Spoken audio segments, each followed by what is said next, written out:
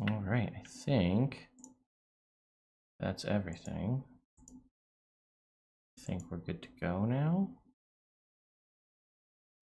Let me just make sure we're all set. Yes, yes, yes. Okay, and now looks like we are live. Hello, John Lynch. You're the first person here. Welcome. Hello, beautiful hair. Oh, well, thank you so much. So sweet. Hello. All right, we are rolling in, folks. Check out this cool new thing I did. Look at that, right? On the bottom of the screen there for the overlays, right? When people subscribe and whatnot.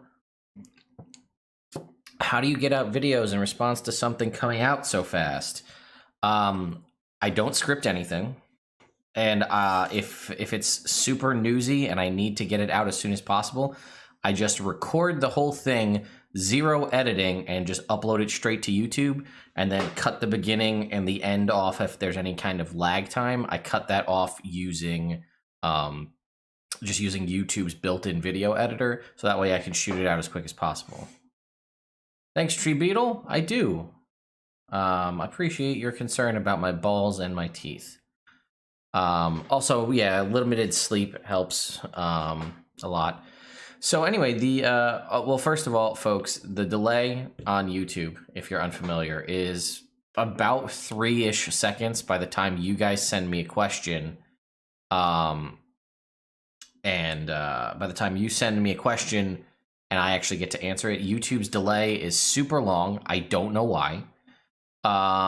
And I have it set to ultra low latency, which is the highest speed it can possibly be.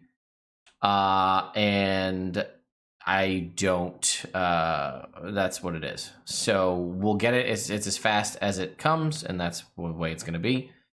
But the purpose of this live stream is I have received, several of the different leak images and things from Tasha's Cauldron of Everything. While I will not share the link with you or share the images with you, because that's probably not a good move, I can answer questions that you may have. So I don't have necessarily everything. I obviously have the Reddit thread that kind of fills everything out, and I'll link the Reddit thread. So, because that's, it's actually a Google Doc now. It's evolved into a Google Doc. So that is it right there. No, it's the Fantasy Grounds leak. It is the Fantasy Grounds leak. So if you take a look at that Google Doc, that pretty much spells out everything. And the stuff that's kind of in the brackets that says leak, that is what we've got there. So I have a series of images that I was sent piecemeal from a bunch of different folks that I've kind of compiled together, and I want to answer it. All right, so is the Twilight domain the same as the Unearthed Arcana or altered? Slight alterations. I'll go into it specifically, so we're going to have to bear with me here, folks. It's going to take a little bit. But let's see. Are we still? We're still. Yeah, okay. So a couple of things. I'll read through it. It takes a little bit, so you'll have to bear with me. And my plan is, after we're done here, I will cut this up and put this up on YouTube. The whole thing will be up in its entirety, but let's answer your questions as we go. So, Twilight domain is slightly altered, but for the most part the same. Is it true that the Ranger's Hunter Mark UA change now has concentration? It's not the Hunter's Mark spell. It's the favored foe ability, which people are talking about, and I will cover that in just a sec. Do all the new Sorcerer subclasses get extra spells? The new subclasses get extra spells. The old ones do not. Why do you think they removed the elf restriction from Bladesinger? That's kind of the whole theme of Tasha's Cauldron of Everything, to allow everybody to do whatever they want. The Bladesinger changes are, this I know because I'm familiar with it, the only difference is you no longer need to be an elf. Blade Song goes from twice a short rest to proficiency bonus times per long rest. And when you get to level 6, it says you have extra attack. You can make 2 attacks when you would normally make 1. You can also replace one of the attacks with the casting of a cantrip. It doesn't specify an attacking or damaging cantrip, so you could get into mage hand shenanigans or otherwise. With custom lineage, can I make a halfling with lightning breath or an elf with wings? No, you can't. I'll talk about that.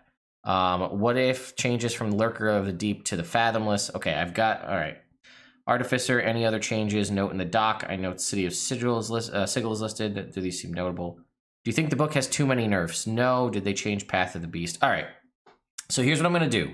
I'm going to go to the top. So everybody bear with me. We may kind of be in slow mode here. Let's start with the Twilight Domain Cleric. There was questions about the Twilight Domain. So here I'm going to go for that first. Spells you get are Fairy Fire, Sleep. I don't have the Unearthed Arcana open. I'm not going to do a direct comparison because this will take forever. I'll be doing a full-blown comparison when the book is out. Spells in order. Fairy Fire, Sleep. Moonbeam, See Invisibility. Aura of Vitality, Leoman's Tiny Hut. Aura of Life, Greater Invisibility. Circle of Power, Mislead. You do still get 3 abilities at level 1. Proficiency in Heavy Armor and Martial Weapons. You get Eyes of the Night. I think your Dark Vision used to be unlimited. It is now capped at 300 feet. And then as an action, you can magically share that Dark Vision with a willing creature of your choice within 10 feet. Up to a number of creatures equal to your Wisdom modifier. They have this shared Dark Vision for 1 hour. Once you use this ability, you can't use it until you spend a long rest, unless you expend a spell slot of any level to share it again. And then at first level, you get, as an action, you can touch a creature, and they get advantage on the next initiative roll they make. At 2, you get Twilight Sanctuary as your channel divinity. Present your holy symbol. Sphere centered on you as a 30-foot radius is filled with dim light. It moves with you, lasts for a minute. Whenever a creature, including you, ends its turn in the sphere, you can grant the creature one of the following benefits. Temporary hit points equal to a d6 plus your cleric level. Or end one effect, causing it to be charmed or frightened. At 6, you get Steps of the Night. As a bonus action, when you're in dim light or darkness, you can magically give yourself a fly speed equal to your walking speed for 1 minute. You get use this bonus action equal to proficiency bonus times per long rest. You get Divine Strike Twilight version, which is basically radiant damage, a d8 radiant damage when you make a melee attack up to 2d8 at 14. And then at 17, you get Twilight Shroud. You and your allies have half cover in the sphere created by your Twilight Sanctuary. That is all of the stuff I have for the Twilight Domain. Yes, all of the new Sorcerer subclasses do get new extra spells. The Aberrant Mind, which is what it finally landed on the name, interestingly enough, gets 3 spells at level 1. Arms of Hadar, Dissonant Whispers, and Mind Sliver. Calm Emotions, Detect Thoughts, Hunger of Hadar, Sending, Avard's Black Tentacles, Summon Aberration, which is one of the new spells, Rary's Telepathic Bond, and Telekinesis. You learn these spells when you reach certain levels in the class, as shown in the table. Each of these spells counts as Sorcerer spells for you, but does not count against the number of Sorcerer spells you know. Whenever you gain a Sorcerer level, you can replace one of the spells you gained from this feature with another spell of the same level. The spell must be of the Divination or Enchantment spell from the Sorcerer, Wizard, or Warlock spell list. That's for the Aberrant Mind. I have the Clockwork one around here somewhere. Here we go. Alarm, Protection from Evil and Good. Aid, Lesser Restoration. Dispel Magic, Protection from Energy. Freedom of Movement. Summon Construct, Greater Restoration, and Wall of Force. And then it says... whenever you gain a Sorcerer level, you can replace one of the spells from this feature with another spell of the same level. It must be of the Abjuration or Transmutation spell from the Sorcerer, Wizard, or Warlock list. And then it says, in addition, consult the Manifestations of Order table and choose or randomly determine a way your connection to other order manifests. Okay, that's to how it manifests when you're casting your Sorcerer spells. I don't have that table, so I can't speak to that. Okay, Favored Foe, the new Ranger alternative class feature. This is the one that's got everybody up in arms because they're like, it's changing Favored Enemy or it's changing Hunter's Mark. It's not, okay? What it is it's an alternative class feature, and what it does is it allows you to replace Favored Enemy, the base level 1 Ranger class feature, with this new ability called Favored Foe. And you'll have to bear with me because I have multiple things I need to search through to find it. I think it's over here in this one. Okay, give me 1 sec, folks. Let's see. I think it's up at the top here. Favored Foe. Okay, so first level Ranger feature, which replaces the Favored Enemy and works with the Foe Slayer. Foe Slayer is the level 20 feature. When you hit a creature with an attack roll, you can call on your Mystic Bond with Nature to mark the target as your favorite enemy for 1 minute or until you lose concentration as if concentrating on a spell. The first time on each of your turns that you hit the favorite enemy and deal damage to it, when it has this mark on it, you can deal an additional d4. The first time you can use this feature to mark a favorite enemy a number of times equal to your proficiency bonus and regain all expended uses when you finish a short rest. The damage increases to a d6 at 6th level and a d8 at 14th level. Remind you that this, in theory, is separate from Hunter's Mark. You could still take Hunter's Mark. However, favored foe as written here is concentration. So you could not stack this with Hunter's Mark at the same time.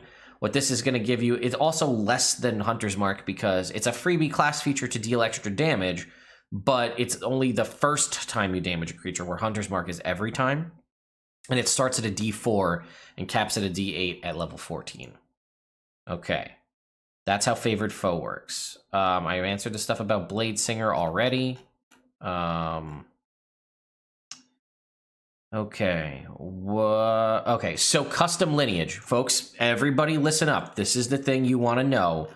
It's pretty much as I covered it in the video and as Jeremy Crawford made it in his conversation. It is not take everything you want from anything. It is super specific, and it is basically the means to have you get a feat at first level, but not have to be a human. So here's what it says. Instead of choosing one of the game's races for your character at first level, you can use the following traits to represent your character's lineage, giving you full control over your character's origin, how it shaped them. So, you are a humanoid. You determine your appearance and whether you resemble any of your kin. So at this point, for using the custom lineage as it stands, the race is purely cosmetic. You would say, I want my character to look like a tiefling. I want my character to look like a dragonborn. I want my character to look like an elf. Okay, you choose the physical appearance and how, and then that could be an interesting story concept of why are you so different from the others of your race. You are small or medium size. You get to pick, okay? You have a base walking speed of 30 feet, so you're not hampered on your size. So you could be a small character with a 30-foot movement speed, all right? So do we get that so far? Humanoid, choose your determination of what you look like, right? You are small or medium, you get to pick. You have a base walking speed of 30 feet. You get an ability score increase of +2. Remember, standard variant human is a +1 to 2 abilities. This one gives you an ability score increase of 2 to any ability score of your choice. You also then gain a feat for which you qualify. And then you have the variable trait option here, which is you can either have dark vision to 60 feet or proficiency in a skill of your choice. And then for languages, you speak, read, and write Common and another language of your choice. So as a reminder, variant human, you are medium sized, you have a 30-foot movement speed, you get a +1 to 2 ability scores, a feat, proficiency in a skill, and a language, Common and another language. The custom lineage is pick small or medium, 30-foot movement speed, +2 to an ability score of your choice, a feat of your choice, either dark vision or skill proficiency, and Common or another language of your choice. So it's basically, you can get a feat at first level, but you don't have to be a variant human. And then again, so if you wanted to play a Dragonborn, let's say, and you don't love the way the Dragonborn race is handled, which is entirely possible, right? I can't argue with your agreement there. But you could be a medium-sized Dragonborn with a +2 to dexterity, and you could have Polearm Master and Dark Vision. And that would be your new Dragonborn that kind of breaks away from that, right? Also, think about this. Now, it says a feat for which you qualify. That's kind of gets a little funky when it comes to racial feats. And I think that's a conversation to have with your DM. I don't have any more information from this to see if it answers that. So, for example, let's say you want to be a tiefling, right? You want to look like a tiefling. Does that classify you for tiefling racial traits? Like, for example, Infernal Constitution. It requires you to be a tiefling, but it gives you a +1 to Constitution, resistance to poison and cold damage, and advantage on saving throws versus poison. That's a pretty solid thing for your race to give you. 2 resistances, advantage on a saving throw, and you'd have a +2 to an ability score of your choice, and this one gives you +1 con. Maybe that's the trade-off for custom lineage. You don't get access to racial feats because you are now sort of not a race. I don't know. Okay, next one on the list. Sorry guys, we're catching up on stuff. So that answers the thing about custom lineage. What changes, if any, are there for Lurker of the Deep to Fathomless, aside from the name change? Okay, Fathomless. That one I do have. I can speak to that. Just got to find it here. At the top of this list. Oh, that's Cleric. All right, Fathomless. I definitely have that one. I know that. Also, thank you for everybody who's been subscribing and everything. I appreciate it. Hope you like the weird spooky overlay. Okay, Fathomless. Expanded spell list, Create or Destroy Water, Thunder Wave, Gust of Wind, Silence, Lightning Bolt, Sleep Storm, Control Water, Summon Elemental, that's added from this book, Bigby's Hand, but it says specifically, which I like, it appears as a tentacle, Bigby's Hand, as opposed to an actual hand, Cone of Cold. Tentacles of the Deeps, you can magically summon a spectral tentacle. As a bonus action, you can create a 10-foot long tentacle within 60 feet, lasts for a minute, or until you use this feature again. When you create a tentacle, you can make a melee spell attack against a creature within 10 feet of it. On a hit, the target takes damage. Its speed is reduced by 10 feet till the start of your next turn. It says it takes, I don't know what kind of damage it gets cut off, but then it says when you reach 10th level, the damage increases to 2d8, so I imagine that it's 1d8. As a bonus action on your turn, you can move the tentacle up to 30 feet and repeat the attack. You can use this proficiency bonus. I think per long rest, the image I have is cut off, so I can't give you everything for that. You also get a 40-foot swim speed and can breathe underwater. You get Oceanic Soul at 6th level, resistance to cold damage. In addition, when you are fully submerged, it's cut off. That is also fully submerged. Can understand your speech, and you can understand there. So I guess maybe you can talk perfectly underwater. And it has Guardian Coil at 6th level. When you or a creature, something, takes damage within 10 feet of the tentacle, you can use your reaction to choose one of the creatures and reduce the damage to that creature by a d8. When you reach 10th level, you can reduce this damage by 2d8. Grasping Tentacles at 10th level. You learn you learn the spell Evard's Black Tentacles. It counts as a Warlock spell for you and does not count against the number of spells known. You can also cast it once without a spell slot and regain this ability when you finish a long rest. Whenever you cast this spell, your patron's magic bolsters you, granting you a number of temporary hit points equal to your... It says Warlock level, but then I lose what's after that. Moreover, damage can't break your concentration on this spell. Wow. A freebie Evard's Black Tentacles once a long rest, and you can't lose concentration on it. That's pretty nutty. Fathomless Purge is the last ability. As an action, you can teleport yourself and up to 5 other willing creatures you can see within 30 feet of you. Amid a whirl of tentacles, you all vanish and then reappear within 1 mile away in a body of water, something within 30 feet of it. Each of you appearing in an unoccupied space within 30 feet of each other once per short or long rest. Interesting. All right. Are there changes from the UA for the Astral Self Monk? I don't know if I have Astral Self. I'll look. Again, I just have things that were sent to me piecemeal. So if I have it, I have it. If I don't, I don't. Oh, wait. Astral Self. I do. Okay. As a bonus action, you can spend a key point to summon the arms of your astral self. Each creature of your choice that you can see within 10 feet must make a dex save or take force damage equal to 2 rolls of your martial arts die. For 10 minutes, these spectral arms hover near your shoulders or surround your arms. While they're present, you gain the following. You can use your wisdom modifier in place of your strength modifier when you make strength checks or strength saving throws. You can use your spectral arms to make unarmed attacks. When you make an unarmed strike with the arms on your turn, you can your reach for it is 5 feet longer than normal. The unarmed damage you make with these arms can use your wisdom modifier in place of strength or dex. Visage of the Astral Self at 6. As a bonus action or as part of a bonus action, you take to activate your arms of the Astral Self. You can spend a key point to summon this visage for 10 minutes. If the visage, it vanishes early if you're incapacitated or die. It covers your face like a helmet or mask. You determine what it looks like. You can see normally in darkness, both magical and non-magical, out to 120 feet. Advantage on insight and charisma or intimidation checks. When you speak, you can direct your words to a creature of your choice that can see you within 60 feet, making it so only the creature can hear you. Alternatively, you can amplify your voice so all creatures within 600 feet can hear you. Body of the astral self at 11. When you have both of your arms and visage summoned, you can cause the body of the astral self to appear. No action required. It covers you like a suit of armor. When you take acid, fire, force, lightning, or thunder damage, you can use your reaction to deflect it. When you do so, the damage is reduced by a d10 plus your wisdom modifier.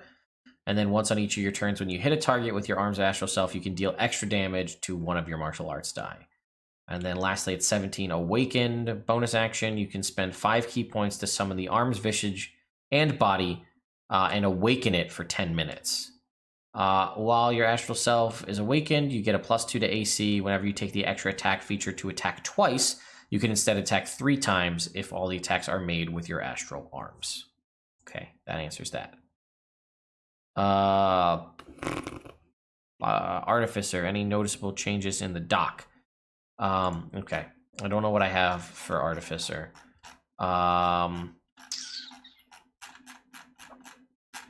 Sorry, folks. I'm just scrolling through errantly trying to find things. It's not, or I don't have anything organized in any specific kind of order, so I just have what I have wherever it is. Okay, so we know armor is going to be in there. I don't think I actually have anything for the base Artificer. All I have is the armor Artificer. I do believe that they separated homunculi, I think, from an invocation, but I could be wrong on that. Did they change Path of the Beast? Well, I know from the Reddit thread, they did a couple of alterations in that the bite now heals proficiency modifier instead of constitution modifier. It also only heals you if you're below half health. The tail attack was nerfed, and it says level 10 infectious fury is proficiency modifier uses instead of con mod. Level 14, Call of the Hunt changed from granting reckless attack to granting a damage bonus, also proficiency bonus uses instead of con mod. It looks like they also changed out for the Artificer. Steel Defender wording changed, brought in line with the Drake Ranger, the new one that was just released. Steel Defender can act while you're incapacitated. Artificers get Green Flame Blade and Booming Blade on their list. Oh man, thank you for the $5 donation there. I saw that. That should possibly pop up any second here if it didn't already. I don't know if it will though. Maybe I missed it because I've been so absorbed. With the new rune level limitation and the changes to the 18th, there it is. Hey, look, we got a little cauldron. How fitting for Tasha's cauldron, huh? Do you think it will be more balanced? You know, I only read a couple of the things about the runes, and I don't remember the Rune Knight fighter off the top of my head. I just remember, I don't love fighters, guys. I want to desperately. I think Echo Knight could keep my interest, and I think the Renegade fighter, the one that was from the Dark Tides of Bilgewater that got canceled kind of thing, I think that was really good. I think those were interesting enough to hold my interest, but I don't think I could play a fighter. And I feel like, me personally, I like having a lot of options to sort through and being able to have creative problem solving to get out of different situations. And I think it either needs to be like a rogue or a monk where you have a ton of abilities, or a spellcaster that lets you just kind of get around stuff. Please say psych on favorite foe concentration. I could, but I'd be lying. Choosing the ability race increase with ability score increase is applicable to dragon marked races. I don't know, so that's a possibility. While in cleric domains, I'd like to know if there's any major changes to the unity or peace domain, or if it's just a name change. Okay, let's go to the unity. I don't know if I have unity domain. I know I had Twilight, and we read through that. Oh, I can tell you that clerics got new spells. I know that much. Oh, you know what? This is something. Yeah. Let me answer this for you. Thank you, also H Superly, for kind of throwing stuff out there. So something I will say is a lot of classes, interestingly enough, just got new stuff. Not like alternative class features where they replace something with something else. It's just like a whole new feature that's added in for free. Let's see. Peace domain. I don't know if I don't know if I have it, but I do have information from the leak document here with the Reddit thread. Level 1 gives proficiency in insight, performance, or persuasion. Emboldening bond is now proficiency bonus creatures within 30 feet for 10 minutes. Proficiency bonus per long rest. Can't use spell slot to use it again. Protective bond now lets one bonded creature teleport next to another and take all damage for them. Shared burden was removed.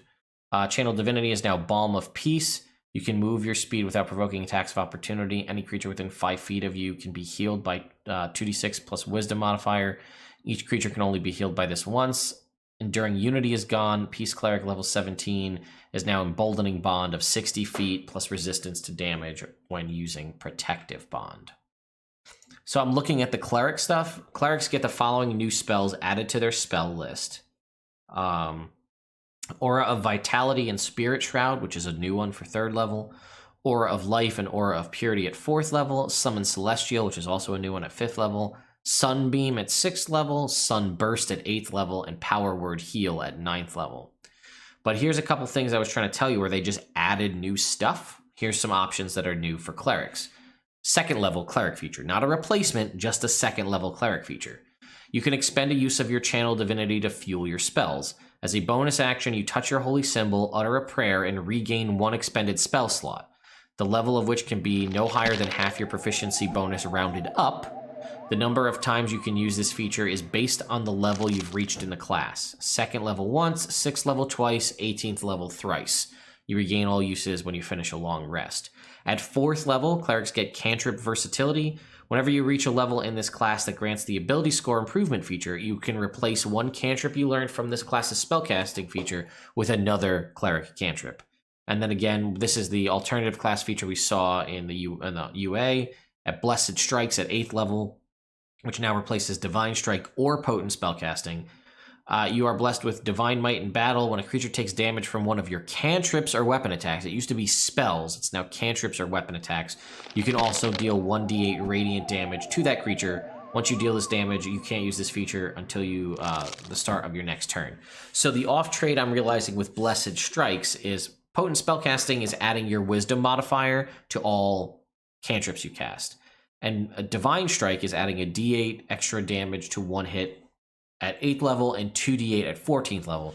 So if you want, you would take Blessed Strikes to kind of give you the variability of if you cast cantrips or if you damage, you could do it either way. Whereas if you're only going to focus mostly on damaging cantrips, then you might want to stick with Potent Spellcasting because it'll be more consistent, versus Divine Strike will be more of your melee, but this gives you the variability to do both. What's your opinion, the best new spell in Tasha's? I haven't actually seen too much on the spells themselves, so I can't actually speak to that. How much does it reprint stuff from Sword Coast? The cantrips are reprinted from Sword Coast Adventures Guide, and they were changed to Range of Self, which notably removes any of the shenanigans of using Spell Warp Sniper, Warcaster, or Twin Spell. Okay, is the tattoo single attunement slot mechanic still the same? I don't think I have anything on tattoos, so I can't speak to that. Are there any major changes to the psionic subclasses? Okay, I think we do have at least one psionic subclass in here that we can look at to see how it was changed. So, if we look at the Aberrant Mind Sorcerer, it does not have that mechanic at all anymore. No, like, psionic talent die. At 1st level, you get the new spells. We talked about that already. 1st level, you can form a telepathic connection with a creature within 30 feet of you. As a bonus action, you and the chosen creature can speak telepathically with each other while you're within a number of miles equal to your charisma modifier. To understand each other, you must speak mentally in a language the other knows. It lasts for a number of minutes equal to your sorcerer level. It ends early if you're incapacitated or die, or if you use this ability again. That's unlimited. You can use that as much as you want. Psionic Sorcery at 6th level. Whenever you cast any spell of 1st level or higher from your Psionic Spells feature, which is the ones we talked about, all those extra spells, you can cast it by expending a spell slot as normal or spending a number of sorcery points equal to the spell's level. That is huge. That is a huge boon to sorcerers, at least this specific one. I like that a lot. If you cast the spell using sorcery points, it requires no verbal or somatic components, requires no material components unless they are consumed by the spell.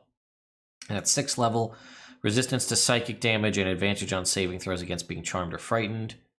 Revelation in Flesh at 14. As a bonus action, you can spend 1 or more sorcery points to magically transform your body for 10 minutes. For each sorcery point spent, you gain one of the following features. You can see invisible creatures within 60 feet, provided they're not behind total cover. Your eyes turn black or become writhing sensory tendrils. You gain a flying speed equal to your walk speed and can hover. As you fly, your skin glistens with mucus or shines with otherworldly light. You gain a swim speed equal to your walking speed and can breathe underwater. Moreover, gills grow from your neck and fan out from behind your ears. Your fingers become webbed, or you grow writhing cilia that extends through your clothing. So that's it. I don't happen to have the, I think it's 18th level feature, but there's no mention of psionic talent die in any form for that. Keep scrolling, see if we got anything else of interest here. Soul Knife was the rogue, right? I don't know if Soul Knife. Okay, here, I found the Soul Knife. Let's see.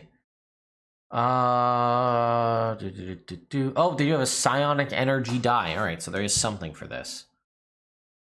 You harbor a wellspring of psionic energy. This energy is represented by your psionic energy dice, which are d6. You have a number of dice equal to twice your proficiency bonus, and they fuel your various psionic powers you have, which are detailed below. Some of your psionic powers expend the psionic energy die they use, as specified in the power's description. You can't use a power if it requires you to use a die when your dice are all expended. Regain all expended dice when you finish a long rest. As a bonus action, you can regain 1 expended dice, but you can't do so again until you finish a short or long rest. Okay? When you reach certain levels in your class, the die increases to 5 at a d8, 11 at a d10, 10, a d10 at 11, and a d12 at 17. All right, Psi Bolstered Knack. When your non-psionic training fails you, your psionic power can help. If you fail an ability check using a skill or tool with which you have proficiency, you can roll a psionic die and add the number to the roll, potentially turning a failure into a success. You expend the die only if it succeeds, so you can't actually waste that, which is interesting. Psionic or Psychic Whispers. You establish a connection with a creature. As an action, choose 1 or more creatures you can see, up to a number of creatures equal to your proficiency bonus, then roll a psionic energy die. For a number of hours equal to the number rolled, those creatures can speak telepathically with you, and you can speak telepathically with them. To send or receive a message, you must be within 1 mile of each other. You can't use telepathy if they can't speak languages, and a creature can end the telepathic connection at any time. The first time you use this feature after each long rest, you don't have to expend a psionic energy dice. All other times you use this power, you expend the die. Psychic Blades. Whenever you take the attack action, you can manifest a Psychic Blade from your hand. This is also at 3rd level. It is a simple melee weapon with finesse and thrown properties, range of 60 feet, and no long range. Deals psychic damage equal to a d6 plus your ability modifier used to make the attack roll. The blade vanishes immediately after it hits or misses the target and leaves no mark on its target if it deals damage. After you attack with the blade, you can make a melee or ranged weapon attack with a second Psychic Blade as a bonus action on the same turn, provided your other hand is free. The damage for this one is a d4 instead of a d6. Soul Blades at 9th, it says your Psychic Blades are now an expression, there's like flavor text, are now an expression of your psi-suffused soul, giving you these powers that use your psychic energy dice, or psionic energy dice. If you make an attack roll with your Psychic Blades and miss the target, you can roll 1 psionic energy die and add the number rolled to the attack roll. If this causes the attack to hit, you expend the psionic energy die. As a bonus, and then Psychic Teleportation as a bonus action, you can manifest one of your Psychic Blades, or you manifest a Psychic Blade, expend a die and roll it, throw it to an unoccupied space you can see, up to a number of feet away equal to 10 times the number rolled, you teleport to that space. Psychic Veil at 13. As an action, you magically become invisible along with anything you're wearing or carrying for an hour, or until you dismiss it. It ends early if you deal damage or force a creature to make a saving throw. And that's just, once you use this feature, you can't do it again until you finish a long rest, unless you spend a psionic energy die to use it again. And then Rend Mind at 17, when you use your Psychic Blades to deal sneak attack damage to a creature, you can force that creature to make a Wisdom saving throw based off your dexterity. If it fails, it's stunned for a minute. The target can repeat the save at the end of each of its turns.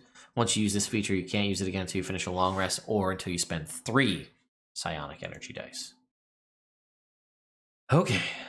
What was your opinion on the removal of spell versatility? I'm okay with removing. It sucks. I get it that it sucks, but the new options that they've added for some of the classes, I feel like it kind of makes up for it. What is the Tasha's Caustic Brew spell? I don't know. I haven't seen it. I don't think it's listed anywhere. Let me see here. I do not have anything on Tasha's Caustic Brew. So yeah, can't speak to that one.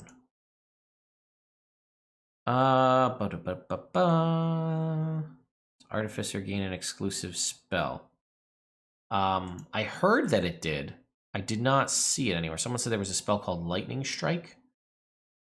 But I have not seen it.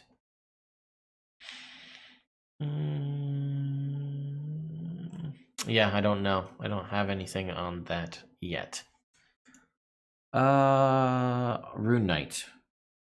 That's a great question. I don't know what you mean. How about Unity Peace Domain Clerics? We already went over that. How does custom Lineage interact with racial feats? I already covered that already. We don't know for racial feats. That was my question. I don't know. You're designing a completely custom lineage, but you resemble a race like however you want it to be. Again, the racial appearance of your character is cosmetic. I don't know. That's a question for your DM. Maybe there's a second part in the book that acknowledges that you can take racial feats. I don't know. Dragon Monk will come into a book. I hope so, whatever the next book is. So again, I said this before and people didn't believe me. Guys, come on, listen to me. I know some things. The undead patron Warlock and the Spirit Bard, they came out, what is that, back in August, I think? That's way too close to the launch time of this book to be in it. So obviously it's not. And the new Unearthed Arcana that we just got, the 2 dragon ones, obviously it couldn't be in this book. The book's going to be out in 3 weeks. How do people think it's going to show up in a book when it hasn't even been play tested? So we know there's going to be new books next year. Obviously, there always will be. And they announced that there might have been some conversation about like a new book that was going to have Barovia ties in some form. So that may be where your spirit ones are going to be, but your dragon ones might be in another book too. I'm hoping it's in some Dragonomicon style book for next year. I think it's pretty strange they didn't add new spell lists to the older sorcerer subclasses. Yeah, they don't do that. They don't seem to like to go back and fix things. No, they haven't said anything about racial feats. So my assumption is, if you want to have Elven Accuracy as a feat, you need to play an elf. Scribes. All right, Scribes did have some changes. I'll read you off the Reddit thread because that is way quicker than me reading through it. Compared to UA, the Wizard's Quill doesn't have the gold cost to transcribing spells, but the time is reduced to a few minutes. Let's see. Level 2 feature slight changes. 6 and 10 level features for Scribes swapped. Manifest Mind is changed at 6th level. You can't see and hear using the spellbook senses, but it can telepathically share what it sees and hears. Spellbook is intangible and no longer has HP and AC. It's also once per long rest or until you spend a spell slot of any level to use it again.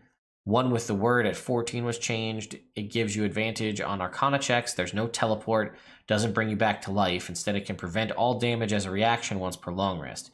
If you do that, there's the 3d6 combined spell level thing, and you do drop to 0 hit points if the spell doesn't have enough levels. But the spells are only temporarily lost. They return after a d6 long rests. Quill no longer has gold cost, but can transcribe spells in just a couple minutes. You can only change the damage type to spells of equal level. If you upcast them, they count as the slot level used and can swap damage types with spells you know of that level. And at level 3, wizards can swap cantrips on a long rest starting at level 3.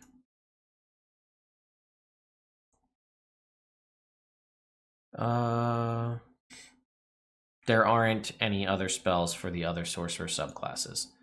I know sorcerers got additional spells, I think. Every group got like a slightly expanded spell list. I'll see if I can find that. Oh, wait, I do have actually, I found the Aberrant Mine 18th level ability. It's called Warping Implosion. You can unleash your aberrant power as an action, teleport to an unoccupied space you can see within 120 feet. Immediately after you disappear, each creature within 30 feet of the space must make a strength save. On a fail, they take 3d10 force damage and are pulled straight towards the space you left, ending in an unoccupied space as close to the former space as possible. On a successful save, they take half damage and aren't pulled. Once you use this feature, you can't use it again until you finish a long rest unless you spend 5 sorcery points to use it again. Okay. Additional... I don't have additional sorcerer spells on my list here. But I do have the 2 extra meta magic options, which are at 3rd level, you get the following access to the following 2 options. A Seeking spell. If you make an attack roll for a spell and miss, you can spend 2 sorcery points to re-roll the d20, but you must use the new roll.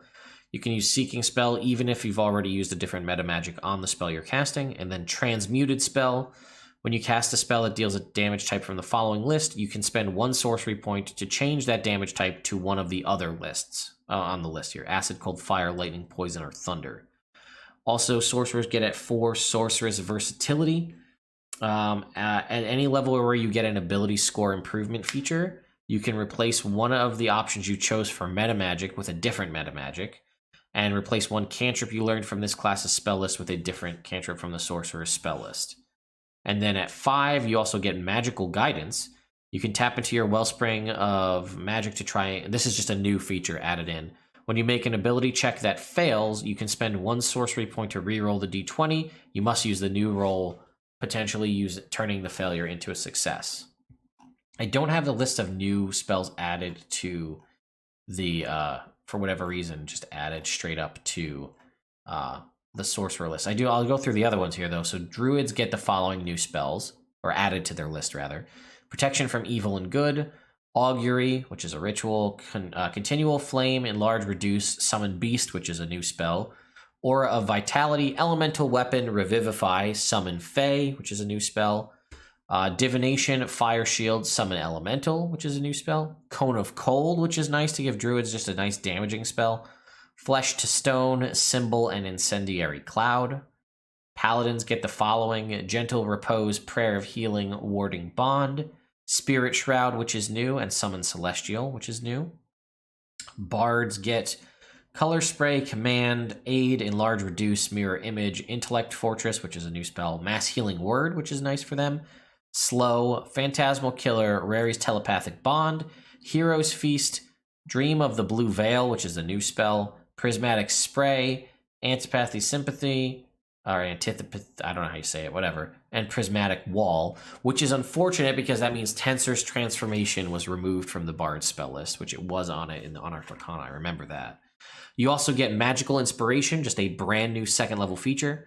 If a creature has a bardic inspiration from you and casts a spell that restores hit points or deals damage, their creature can roll the die and choose a target affected by the spell.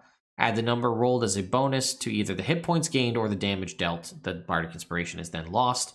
And then at 4th level, they get bardic versatility. Anytime they get an ability score improvement, they can choose to swap the expertise they have with a different skill that they have expertise in, or change a cantrip they have with a different bard cantrip. Wizards additional list is now, again, this is just confirming, I guess, stuff here. Booming Blade, Green Flame Blade, Lightning Galore, Mind Sliver, Sword Burst. Tasha's Caustic Brew, which is a 1st level spell, by the way, to answer that.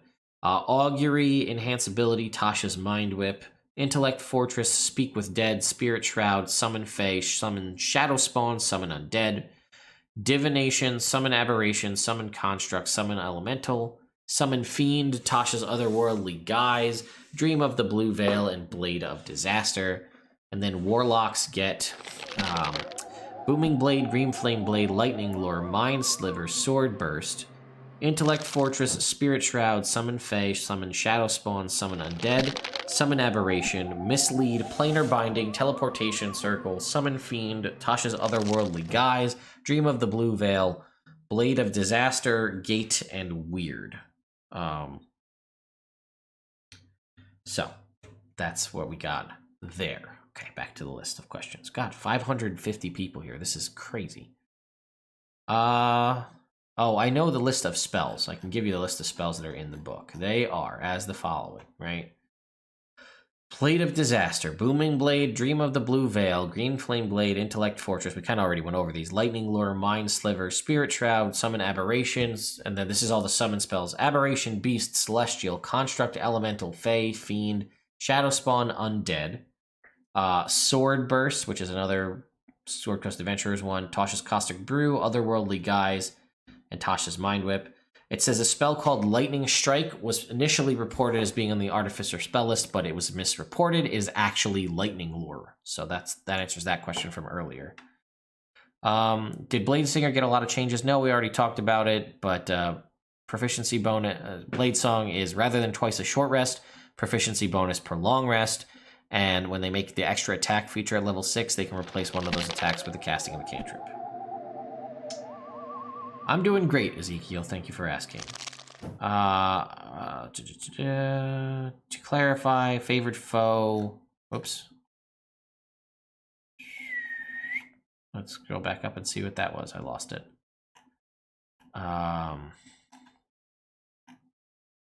Boy, oh boy. There's so many questions here, guys.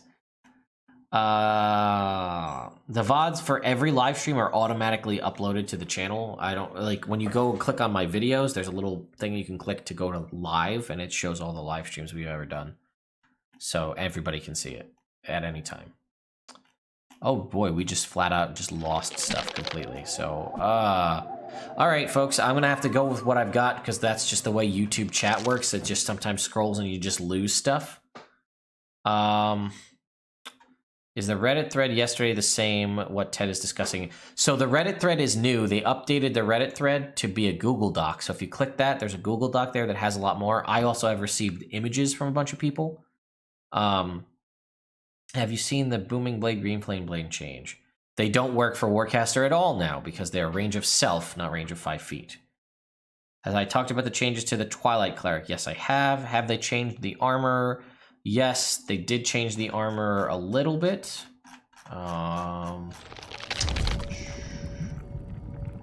Defensive field is now limited to proficiency bonus uses per long rest. Second skin is changed to dampening field and now gives advantage on stealth checks, but doesn't negate the disadvantage from armor, stating they cancel out. In function, straight roll if the armor gives disadvantage, advantage if the armor doesn't provide disadvantage. Armor of Magical Strength no longer requires level 10. No auras were paladin spells. Well, not anymore. So is there a place where I can see the whole book? This is just... No, there's not a place you can see where there's the whole book. And, you know, that's obviously a really great way to get yourself shut down if you had the whole book and you shared it. So no. There's a Reddit thread, again, as I've stated several times. It was in the last video that I mentioned. You could check the Reddit thread. They uploaded a Google Doc, which just compiles all the leaks. And there are screenshots that exist from a Fantasy Ground leaks if you're savvy enough to find them. Channel Divinity spell slot recovery being based on proficiency bonus seems multi-class exploitable. Potentially, yeah. How did Druid got nerfed? I got nothing for you. What did they do to the monk? Oh, I assume you guys mean like in addition to the normal stuff. So I can't speak to everything because I don't, like I said, I don't have everything. I can just speak to what I have. It looks like they added a thing to the monk, a new key ability that lets you spend key points to increase attack on a miss. So you activate it to turn a miss to a hit after the DM says you miss. And it says +2 per key point, maximum of 3 key points. So you potentially added +6 to your to hit as a monk to turn a missed attack into a hit. As far as what else got added to the druid, I didn't see much. I know druids got you know, druids originally had that ability in the Unearthed Arcana where they could get like Find Familiar using a wild shape. I didn't see anything about that kicking around. Fire Druid lost Fireball. Starlude lost Augury and their cool teleport. Spores is still rubbish. Exactly. Did they keep spell versatility? No, it's gone forever. How have you said anything about the magic tattoos? I haven't seen anything specifically on the magic tattoos. Let's see if I have anything specifically on the tattoos.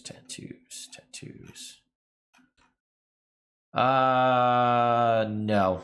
Got nothing new on the magic tattoos to speak of. The new invocations. All right. I don't think I have too much. I think they killed the armor invocation though, I think. Let's see.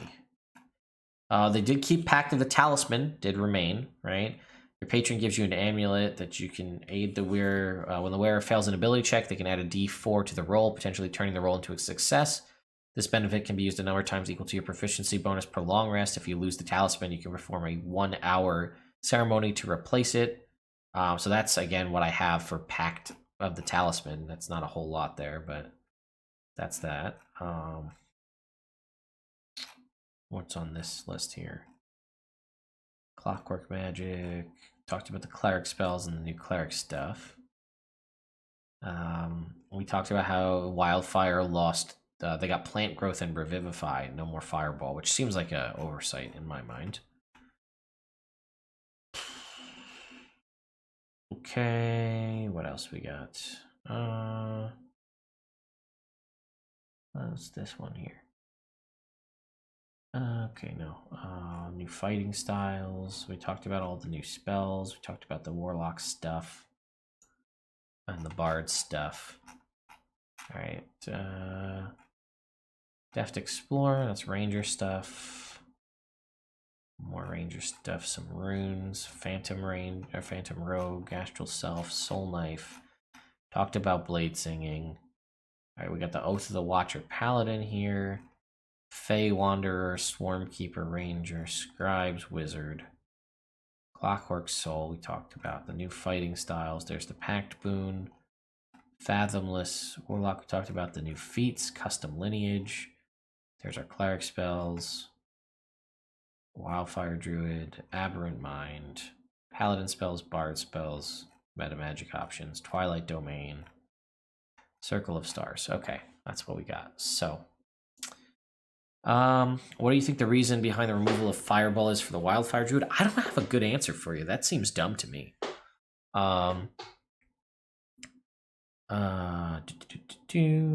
These cleric features are mutually exclusive.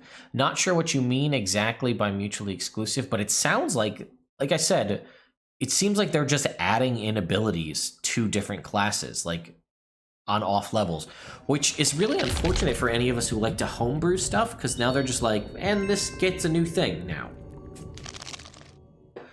I don't have anything on the new invocations, I don't believe.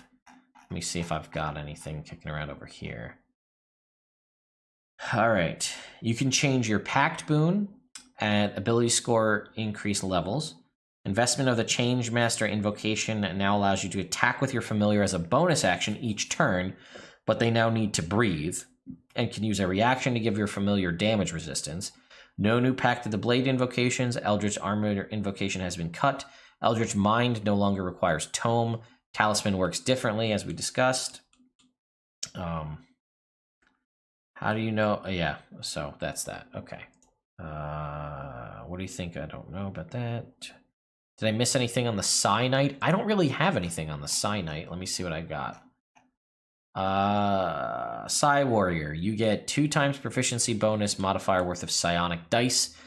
They only go away to either use some of the features, recharge a feature, or when you succeed a check after rolling the psionic die to try to pass it. Dice comes back on a long rest.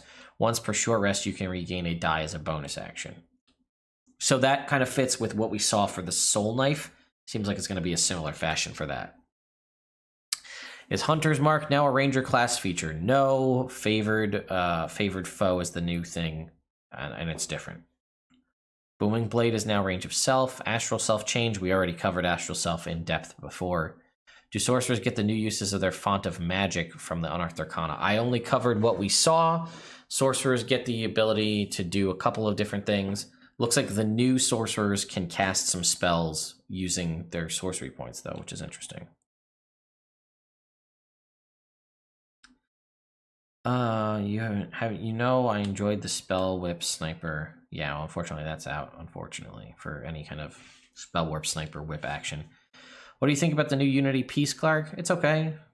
Bladesinger's kind of, I think it actually strengthens it in the long run, giving you the fact that you can cast a cantrip and still attack. Is the Ranger's roving now just 5 feet of movement? That one I do have. So let's talk about the Ranger. We'll just get that out of the way.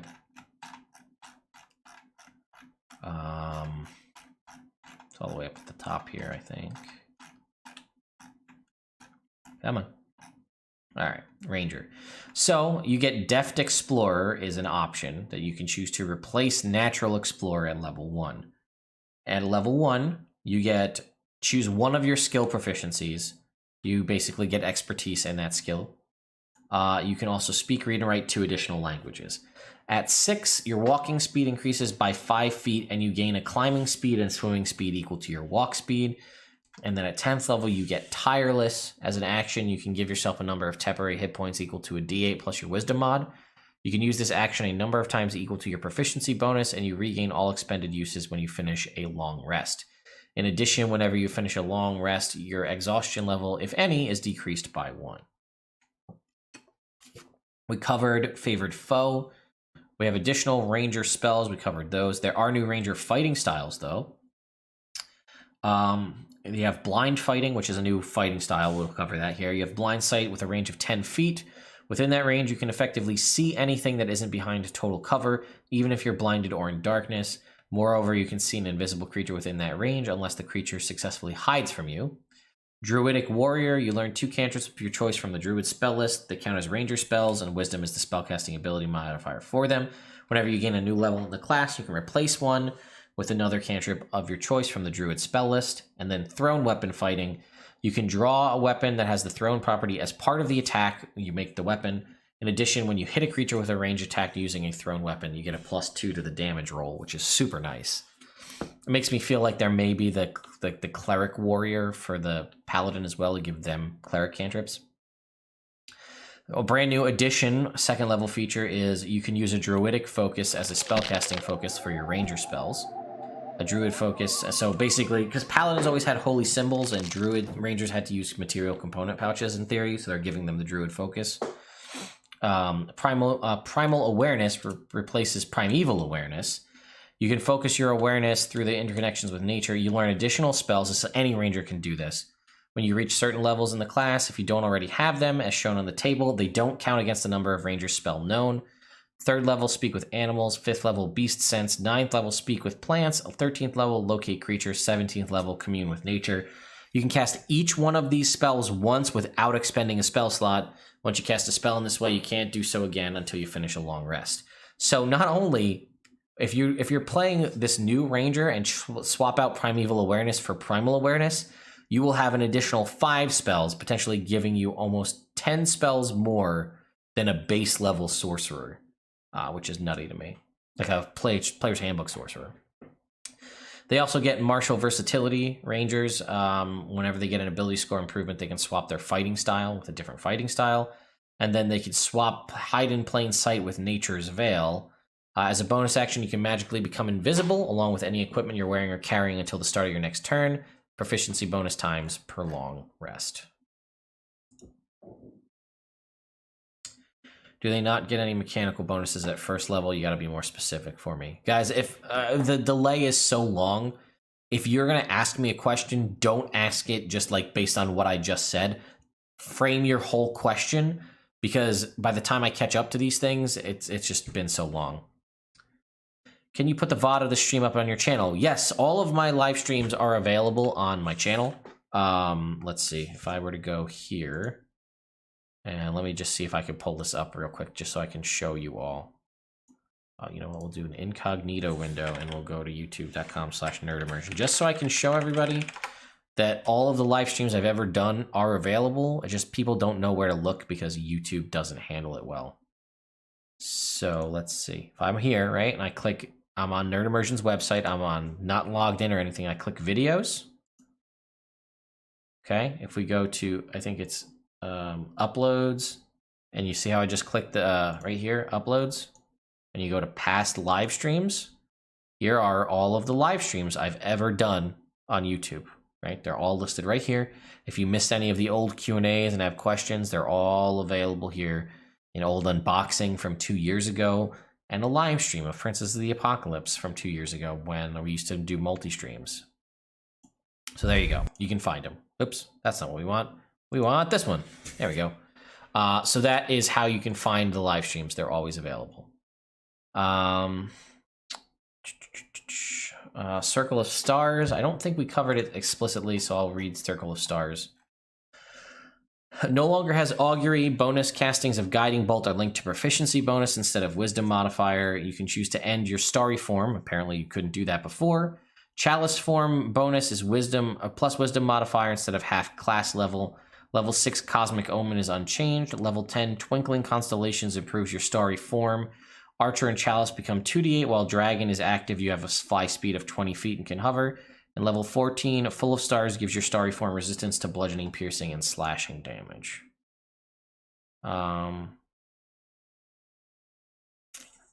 Cyanite we already covered. We don't know what Tasha's Caustic Brew. I heard it kicking around somewhere. Someone mentioned that it was like a different spell, but I don't know. Or it was reflavored in some way. Is all the hope we had for the Ranger being playable gone? It's got some improvements. I'm gonna be honest with you. I'm still not gonna play one, but it's better than it was. Do you like the psi die? Well, it's a little bit different than it was, so I think I can get behind it now. Well, it's not the psionic talent die that you're used to. That's gone. It's now just a pool of dice that you can use to add to features. It's nothing like what it was. So don't count on what you saw in the Unearthed Arcana. Is nothing like that anymore. Hello from Portugal. Hello, everyone. Welcome from wherever you're from. Has Bladesinger been covered? Yes, multiple times. Are there any other changes to Bladesinger besides the cantrip use of the one attack? I think that's it, really. I'll just double check, but I think everything else is the same for Bladesinger. I read through them and nothing caught my eye as being different. So let's just do a really quick check. Bladesinger, here we go. Yeah, so let's see. Still get light armor and one weapon of your choice at 2nd level. Proficiency and performance if you don't have it. Bonus action to start a blade song lasts for a minute. It ends early if you're incapacitated, if you don heavy, medium or heavy armor or a shield, or if you use 2 hands to make an attack with a weapon. You can also dismiss the blade song at any time. AC bonus equal to your intelligence mod. Speed increases by 10 feet. Advantage on acrobatics checks. Add your constitution modifier to concentration checks. You can use this feature a number of times equal to proficiency bonus per long rest. 6th level, you can attack twice instead of once whenever you take the attack action on your turn. Moreover, you can cast one of your cantrips in place of one of these attacks. Song of Defense, when you take damage, you can use your reaction to expend a spell slot and reduce that damage to an amount equal to 5 times the spell slot. And Song of Victory, you can add intelligence modifier to the damage of your melee attacks while your blade song is active. Yeah, so no other changes other than the ones we discussed. Lightning Strike is a misprint. It was meant to be Lightning Lure, so don't count anything about Lightning Strike. How did they nerf the Tail of the Beast, or Tail Attack and Path of the Beast? I don't know. Don't have that information. Warlock new features. We covered what we know of. Is Hunter's Mark now finally a class feature? No. Favored Foe is nothing like Hunter's Mark because it starts at a D4, only focuses on 1 attack a turn, and caps out at a D8 though, which is a little higher, but it's only 1 attack. Covered Stars Druid again. Any changes to the Stars Druid? Yes, covered it again. Removal of Fireball is dumb, in my opinion, for the Wildfire Druid. Are there any new familiars added? I didn't see anything on familiars, so maybe. That would be interesting. Do the Crusher and similar feats work like the UA? I don't know, but I can tell you that it made it. That's about the extent of what I can tell you about the feats. I can tell you what made it.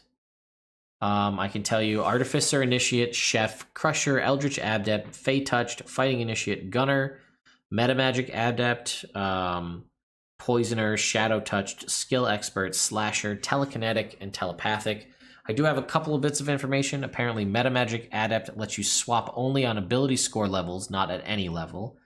Poisoner, the bonus action application of the poison, works on ammunition as well.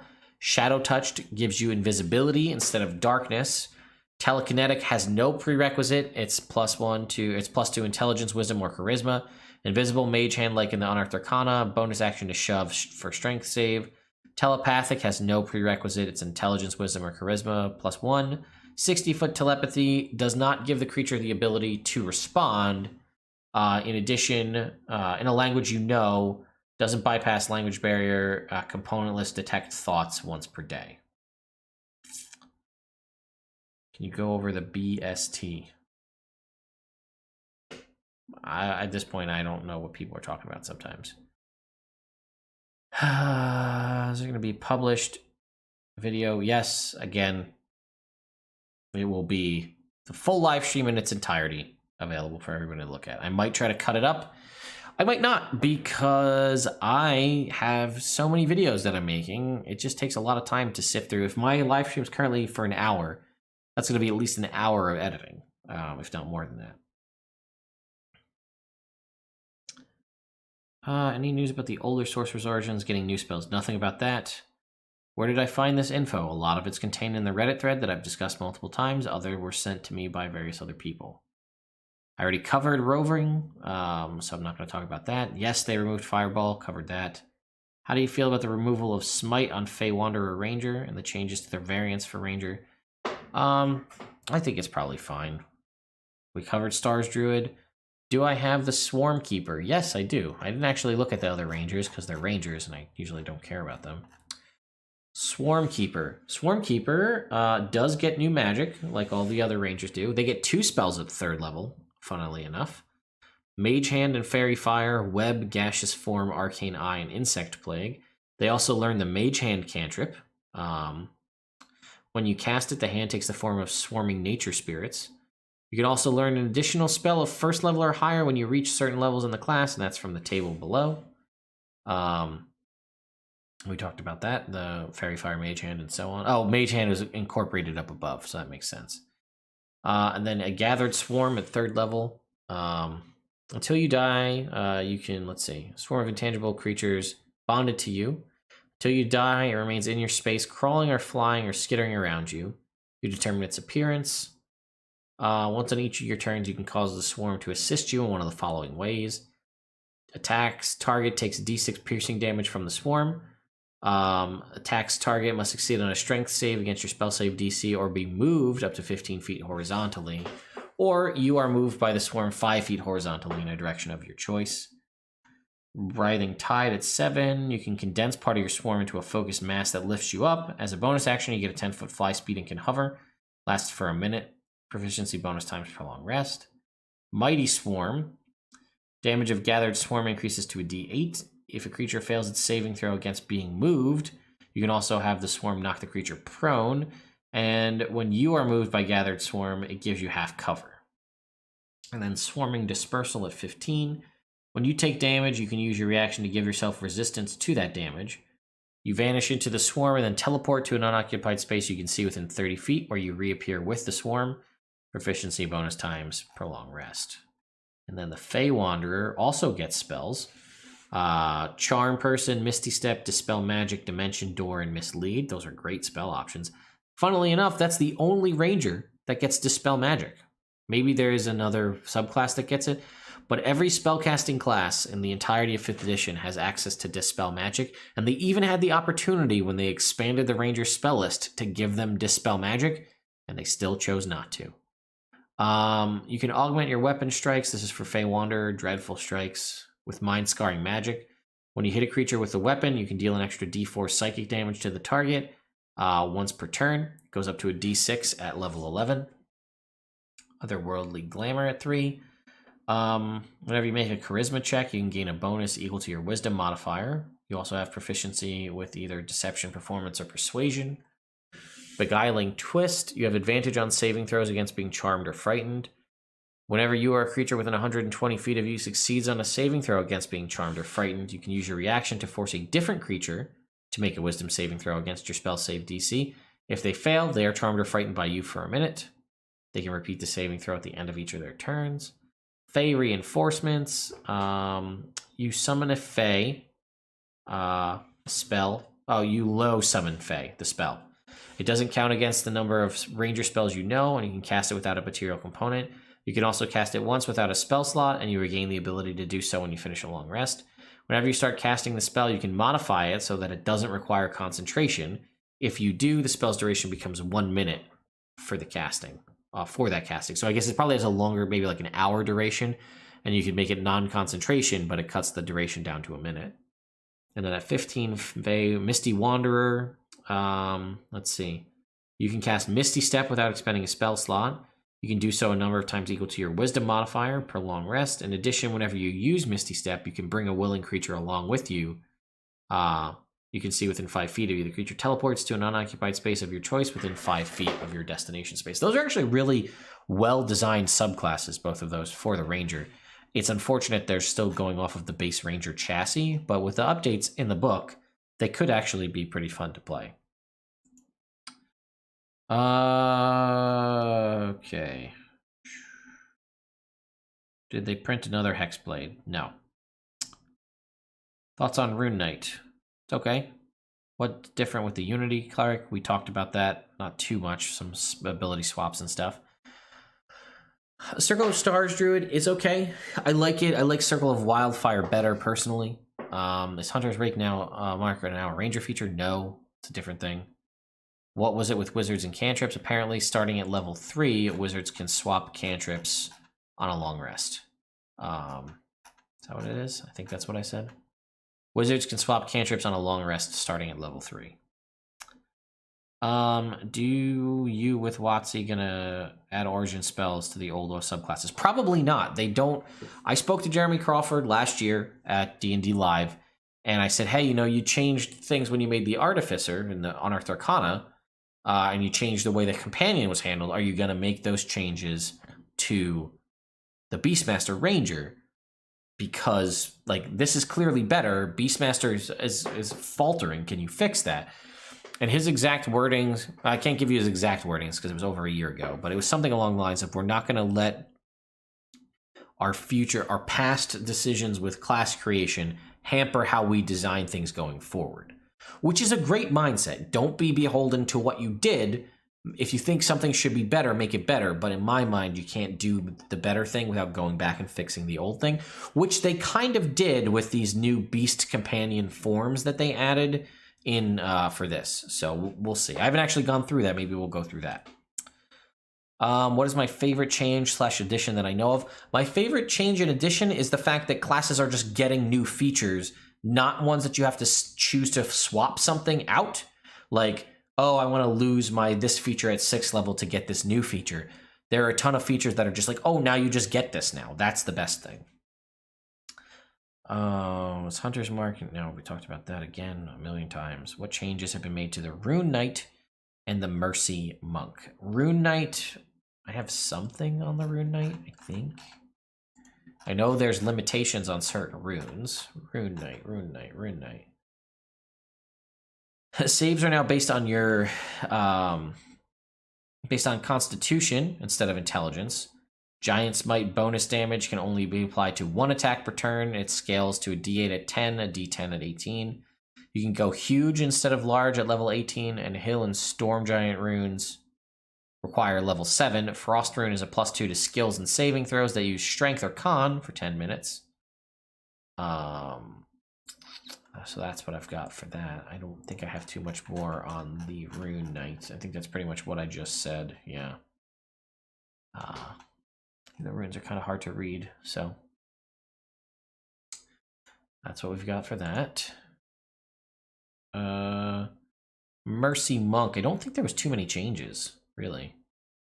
It looks like it's pretty much the same from what I could tell. I didn't see a ton of changes to Mercy Monk. How many of your all of my predictions were correct. not to toot my own horn, but everything I said was going to be in Tasha's Cauldron of Everything is correct. Ranger did get some love in some form, so it's better than it was. Do we know what the Demonicon does? No, I don't think we have pretty much any information at all on the magic items. They're pretty much kept under wraps.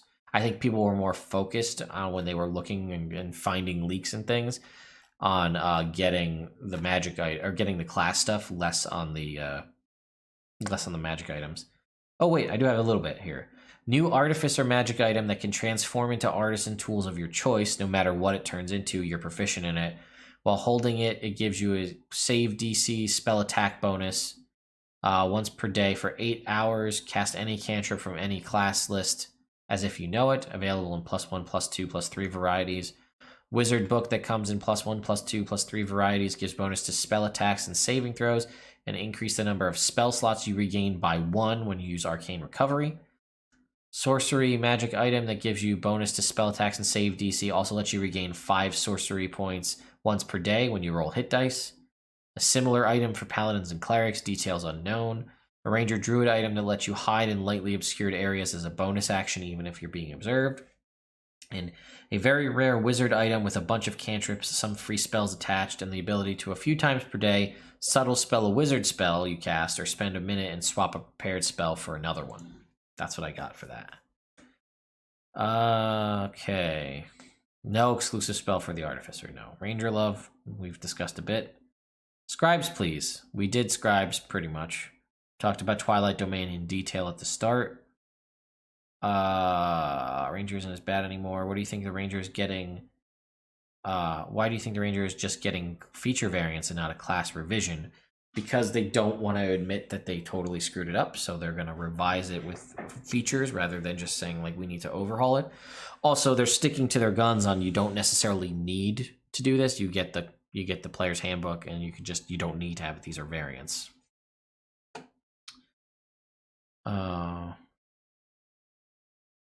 Was Wild Soul changed? We already have the entire Wild Soul. Oh, you mean from the preview that we got from Tasha's? Because we already have that pretty much in full. So, can I get the super chats? Can I separate those out? Oh, how do I do that? Whoops. Still not fully used to YouTube. Oh, thanks for covering everything. You got it, Colton. Thank you for the donation or the super chat. Pally losing Spirit Guardians hurts. I know. I don't have anything on the new invocations. I went over what I did have. I went over the Aberrant Mind in full detail. We covered Scribes. We went over the Ranger pretty extensively. I think the Warlock Genie that we saw from the preview from D&D Celebration is pretty much the same. Any new teamwork-based race features? I'm not sure what you mean by that. I don't think there's mercy changes, like I said. Is it true that Wish got added back to the Warlock Genie? Yes, it is true. Wish got added back to the Warlock Genie. I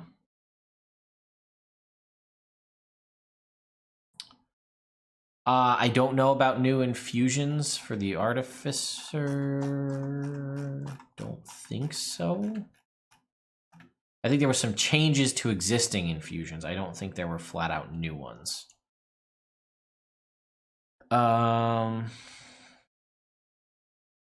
Spell versatility is gone, yes.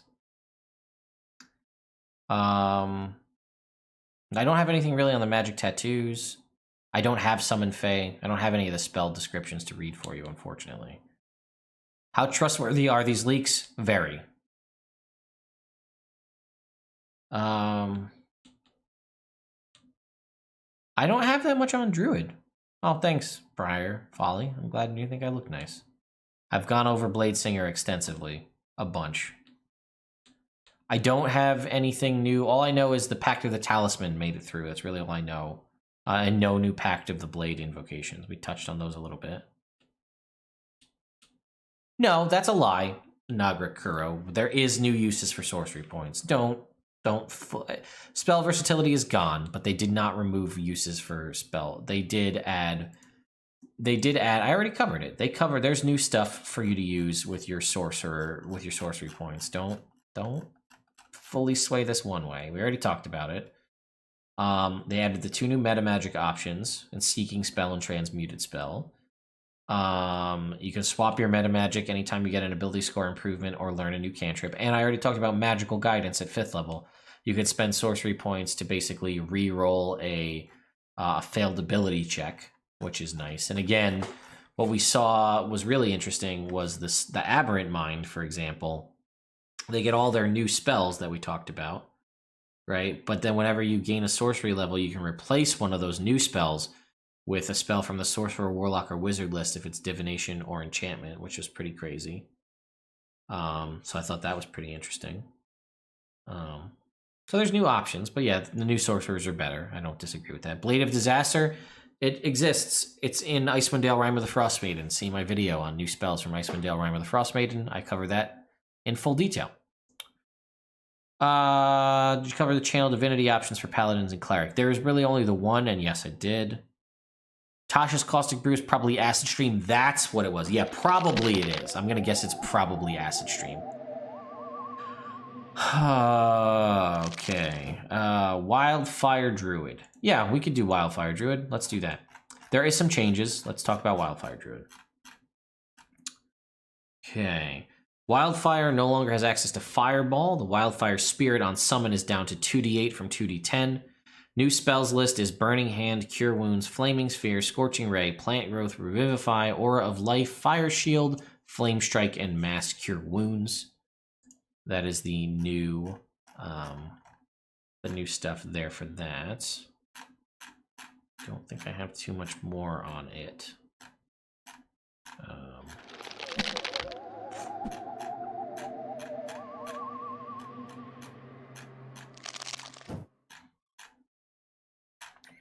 Okay, let's keep going back to the list here. Summon spells. I don't have anything on the spells. I wish I did. Which is a bummer.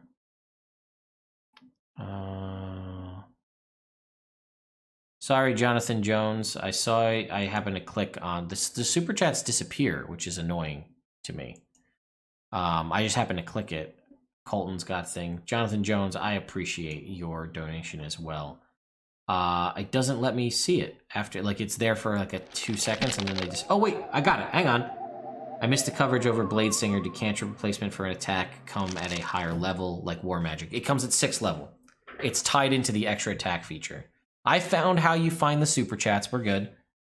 Thank you to Preston Bobo, to Joe Maynard, Jonathan Jones, I've got you, buddy, I got you. Yeah, it's at 6th level, it's interesting. It's the extra cantrip attack is in addition to extra attack. It's like an addition to it. And thank you to Terry Southard for being a member. Welcome to the channel. Okay. I don't have anything on sidekicks, I don't think, other than what I've already covered in other videos. There is something saying you can, I believe someone said you can multi-class the sidekicks, which is interesting. Oh, you know what? Here, I have some stuff on the spells, right? Summoning spells, a more elegant, enjoyable way to summon creatures than the ones in the PHB. PHB options can coexist, but these do something different, faster and easier to engage with than looking up a monster stat block. Stat block is right in the spell. Summoned creature can be customized. Interestingly enough, yeah, good point. Blade of Disaster is reprinted from Rime of the Frost Maiden, but Create Magen, whatever it is, and Frost Fingers are not. There's a section on personalizing spells, which mostly seems to be able to flavor them. Spirit Shroud, upcast damage reduced from a d8 per level to a d8 per 2 levels. Summon Construct spell for Artificers, Clockwork, Sorcerers, and Wizards. Has 3 variations, Clay, Metal, and Stone. That's what I've got for that. For the spells. Yes, okay. Last time I'm explaining this. The Reddit thread that I covered in my last video, they updated the Reddit thread to be a Google Doc. It has everything filled out and explained in where the things came from, what leaks, where their sources are. There was also a leak. It was tied to Fantasy Grounds. When Fantasy Grounds put out that they had it, somehow people were able to get access to it for free and see the entire book in Fantasy Grounds format.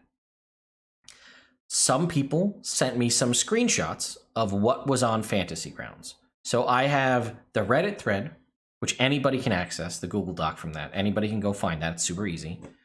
And then I have some things that were sent to me, screenshots that I'm using to corroborate the Reddit thread. That's what we're doing. Yeah, no wild talent at all.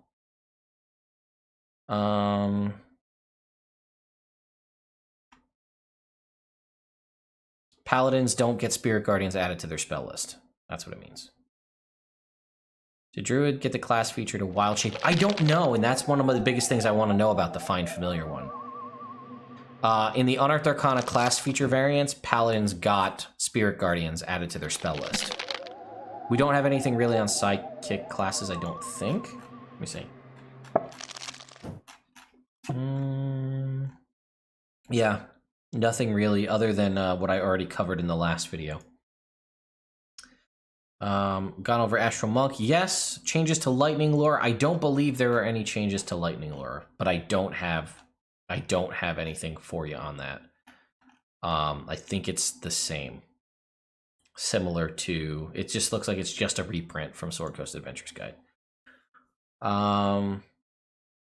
How is group patrons going to work? Interesting. That's the first time we've gotten that question.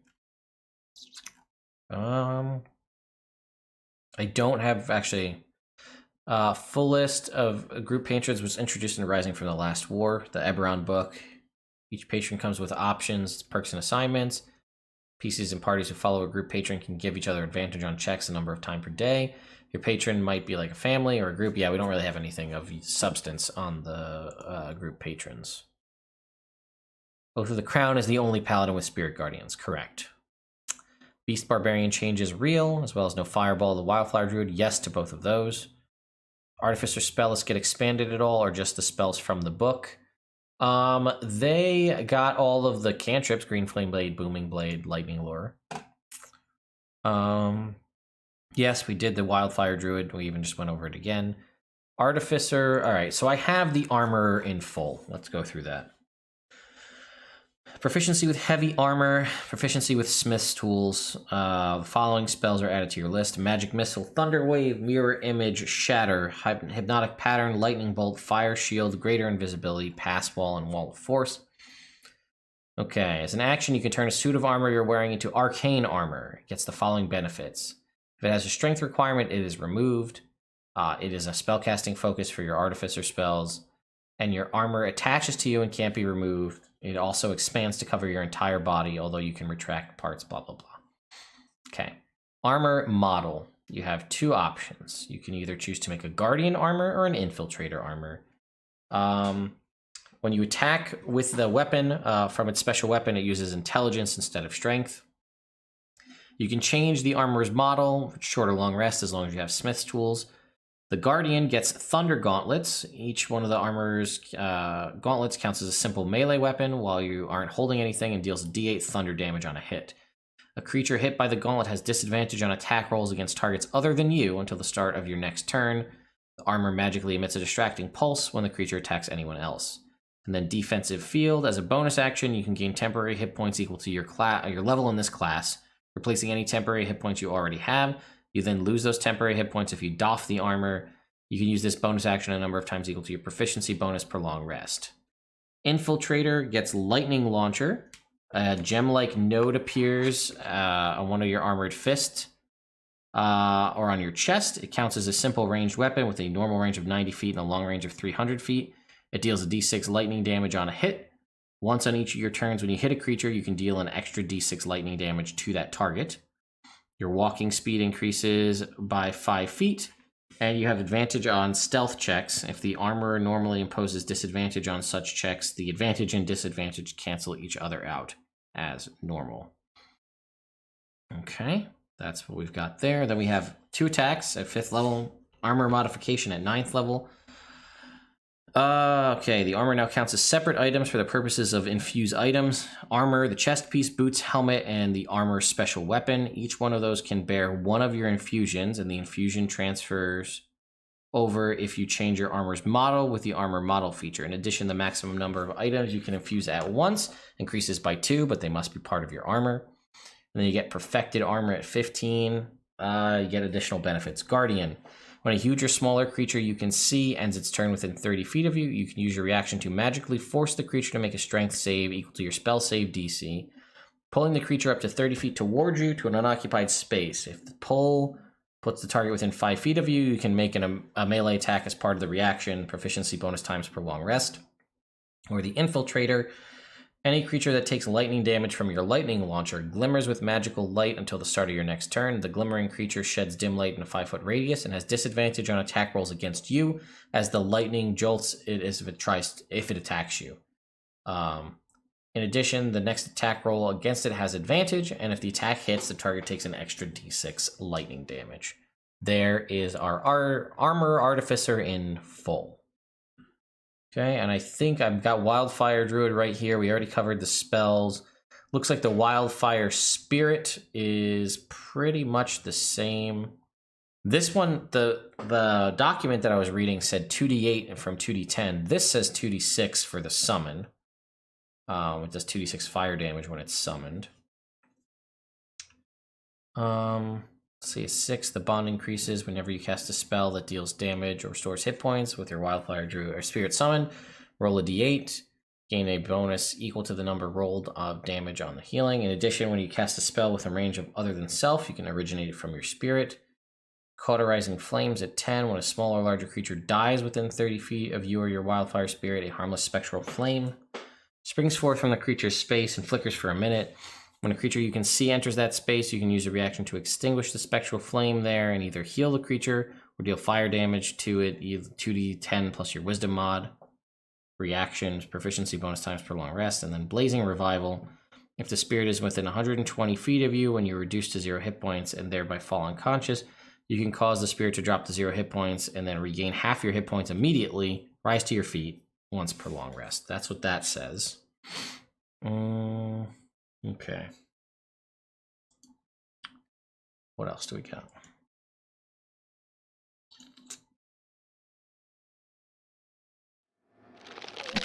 Thoughts on Eldritch Knight Bladesinger multiclass for 1-2 attacks plus 2 cantrips per round. Interesting. So you wouldn't be able to do... Oh, you mean... Oh, I see what you're saying. So it doesn't let you... So the way it works right now is it's extra attack from the Bladesinger. You got to be at least level 6 to deal an attack with one of your... You can replace one of your attacks with a cantrip.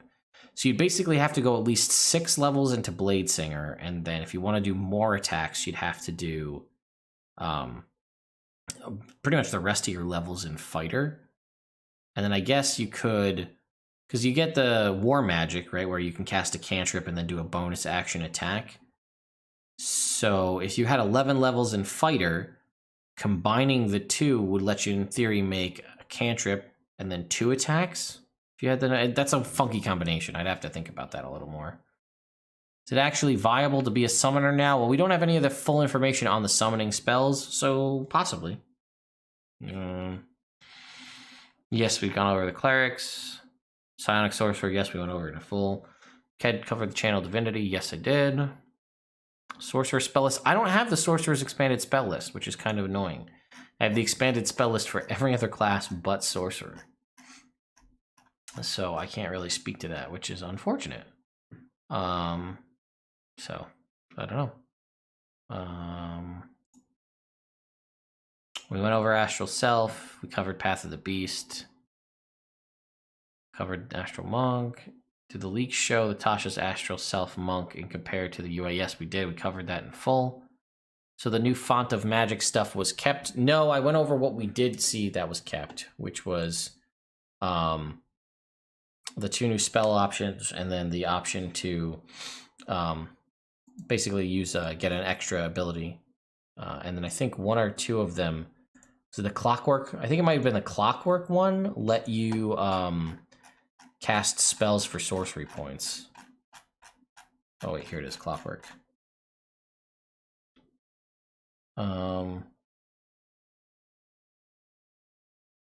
Yeah, So, or no. Where did I read that? I definitely read that.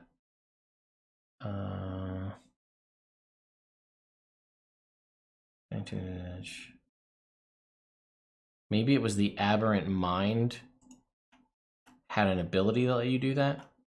That might have been what it was.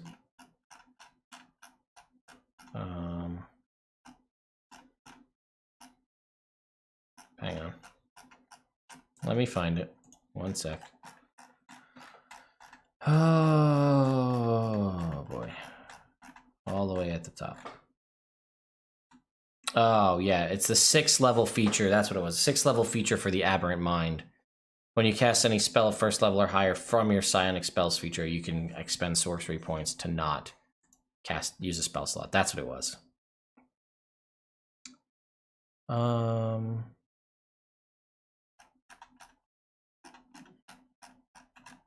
Sorry, folks. I'm losing so much stuff because it's just this how YouTube chat works.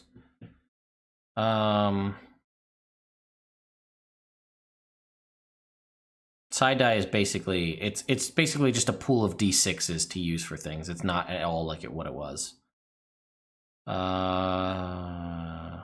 Still have Wildfire Druid. Still have a teleport. I think so. I might just start at the top and go through what I have, and then just that'll be it.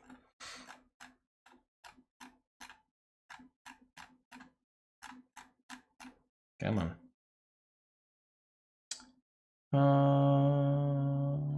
Let's see. Does the Wildfire Druid? I don't think it has the teleport anymore.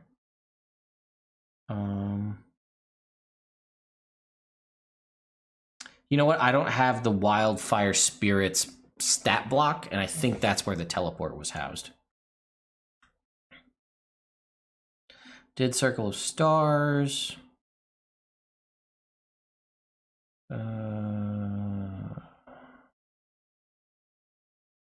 Can I have a beard versus hair wrestling match with Matt Colville? Arrange it. I'll do it. I'd love to meet Matt Colville and have a beard versus hair wrestling match with him. Oath of Glory is a straight reprint.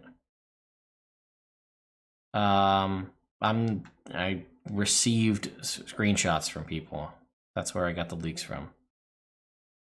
I did talk about the Ranger pretty steadily.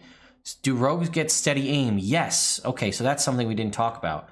So apparently, yeah, at level 3, rogues get steady aim. You can use a bonus action to get advantage on your next attack. Works for ranged and melee. It's just a whole new feature just added to the rogues.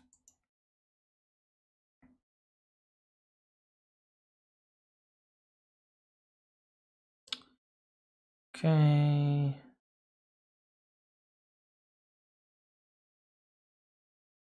The amount of people that have said losing Fireball makes me think that, yeah, it seems like it's that big of a deal. So what are the new wizard stuffs? We've covered a lot of it. Drake Warden is not in this book. We've talked about that. Spells in the previous preview, the only ones added to the Bard list. No, we covered that in length. There's a bunch more. I'm going off the doc and screenshots that I received. What do you know about specific Artificer infusions? I don't know anything about specific infusions. We just covered the armor in full. Covered Circle of Stars. It's not, yeah, no Drake Warden in this book, obviously. I don't think everyone's going to opt to use it. You get more stuff if you play a base race than you do if you use the custom lineage. It's really if you want to get a feat and you don't want to be a human. That's what I stand by 100%.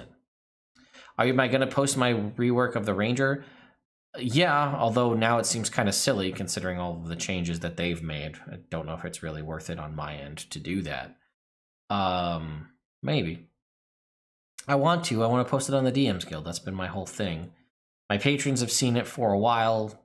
The reception seems to have been positive, so we might just... I'm in the process of working stuff to post on the DM's Guild.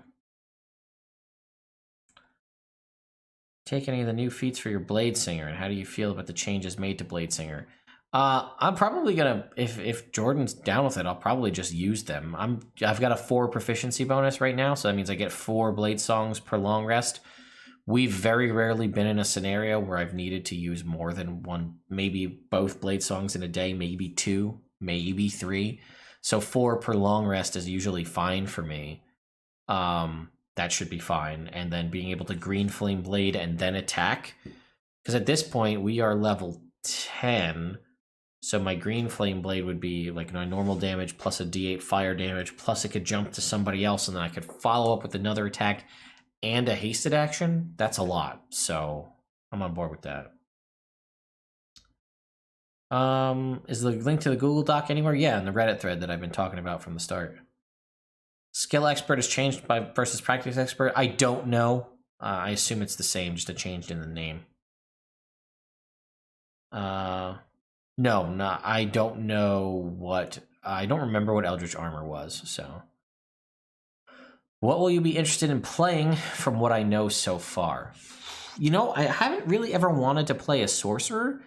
But these new sorcerers seem pretty interesting. The versatility that the Aberrant Mind sorcerer gets seems like it might be up my alley, because you're not so hard limited in your spells because you can use your sorcery points to cast spells.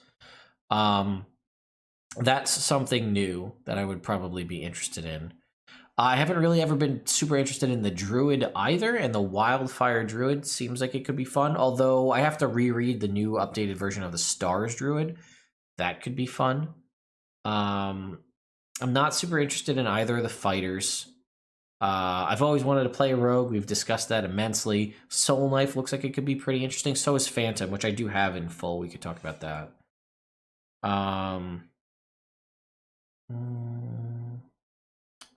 Yeah, I'm very excited for the new DM stuff, like the puzzles and the magical scenarios. Those are interesting. Lineage system, if your race gives you 5 weapons, could you instead gain 5 tools? Yeah. Mountain Dwarf and any elf is fantastic given the new customization stuff. So let me give you an example. So if we talk about... So I'll use my character as an example, right? My character Lagwin from my Rite of 7 Parts campaign. He is a 1st level fighter, 9th level Bladesinger wizard, right? So I got... for being an elf, longbow, shortbow, longsword, short sword proficiency, right? Those are things I got when I built my character. And then as a 1st level fighter, I get all proficiency in all armor, and I get proficiency in all martial weapons. And then when I started as a Bladesinger, I get proficiency in a singular melee, martial weapon of my choice. Well, I don't need the longsword, longbow, shortbow, short sword. I don't need those 4 proficiencies for my base character that I got from being an elf. I could turn those into 4 tool proficiencies. I don't need the medium armor or heavy armor proficiency that I get from being a fighter. Trade those. That's now we're up to 6 tool proficiencies. I don't need the singular weapon proficiency that I get from being a Bladesinger. So now I've just got 7 additional tool proficiencies. I could be one of the most, and I'm a wizard, right? So my intelligence is high. So now I could have Thieves' Tools. I already have Herbalism Kit. We could tack on Poisoner's Kit, Alchemist Tools, a couple of standard Artisan Tools. We could do a ton of stuff. And I mean, if you look at the Mountain Dwarf, right? That's going to give you light armor, medium armor proficiency, +2 to 2 ability scores of your choice. All of the weapon, like the weapon proficiencies, which you could trade out to be whatever tool proficiencies you want. I look at my friend Jake, his character Rick, who's my custom battle rager barbarian dwarf, and he was a mountain dwarf, so he could trade out his light and medium armor proficiency that he got, and all 5 proficiencies in the different tools that or weapons for being a dwarf, as well as the light armor proficiency that he probably doesn't need, as well as the medium armor proficiency that he probably didn't need. So you could have a ton more tools and be super skilled. So I think it's definitely interesting that elves and dwarves kind of come out on top in the skilled, like, tool proficiency aspect of things. Are you concerned that covering the leaks might affect yours or your relationship with WotC? I have no relationship with WotC, so I'm not really worried about that. Wizards of the Coast has never sent me a single thing. They've never provided me anything in any way for any of the stuff I've ever done. I've asked several times over the course of the years to say, like, hey, I'd love to talk to you a little bit about working together. I sell, I help sell books for you guys. I work on this kind of stuff, and I don't really get any compensation or anything from Wizards of the Coast, so I don't know why that would start now. Covered the Fathomless Warlock in depth.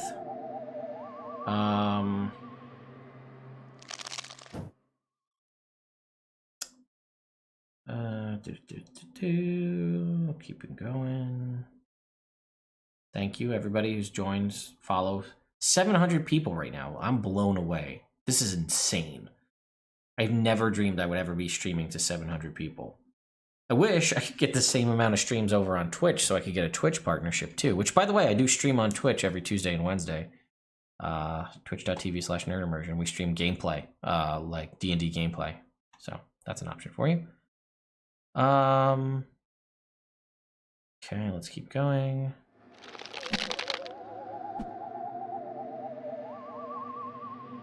Flavorful races to play Artificer.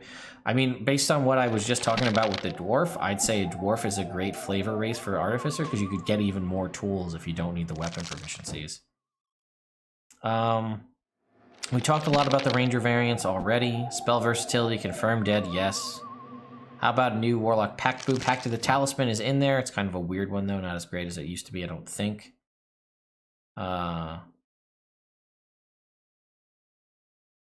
Level 2 whiz spells. I saw something about. Oh, we lost it. We're scrolling back up. Oh, God, I hate YouTube from this perspective. It's so bad. This YouTube live streaming and YouTube chat needs to get severely increased. It's just bad. That's why they're failing behind Twitch as far as live streaming goes. How much longer do I think the stream will go? Well, I have a meeting for work at 11:30 that I have to be on, so we're going to jump off at 11:30 for sure. So we're going to be off well before then. I'm off of work today, so 11:30 though, we're cutting out because I have other shit I got to do.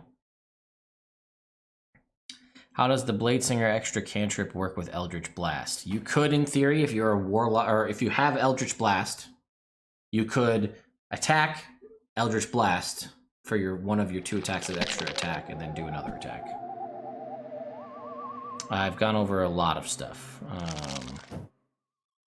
We covered Order of Scribes, covered class feature variants. Why do I look so sad? Because I have to answer the same questions 8,000 times. Does anyone have a link to the Google Doc? It's on that Reddit thread. Go to my last video where I covered it. That Reddit thread, if you click the top, it's a link. Oh, you know what? Here, I'll just post the link again. Here's the Google Doc. I posted it once before. Here's the Google Doc again.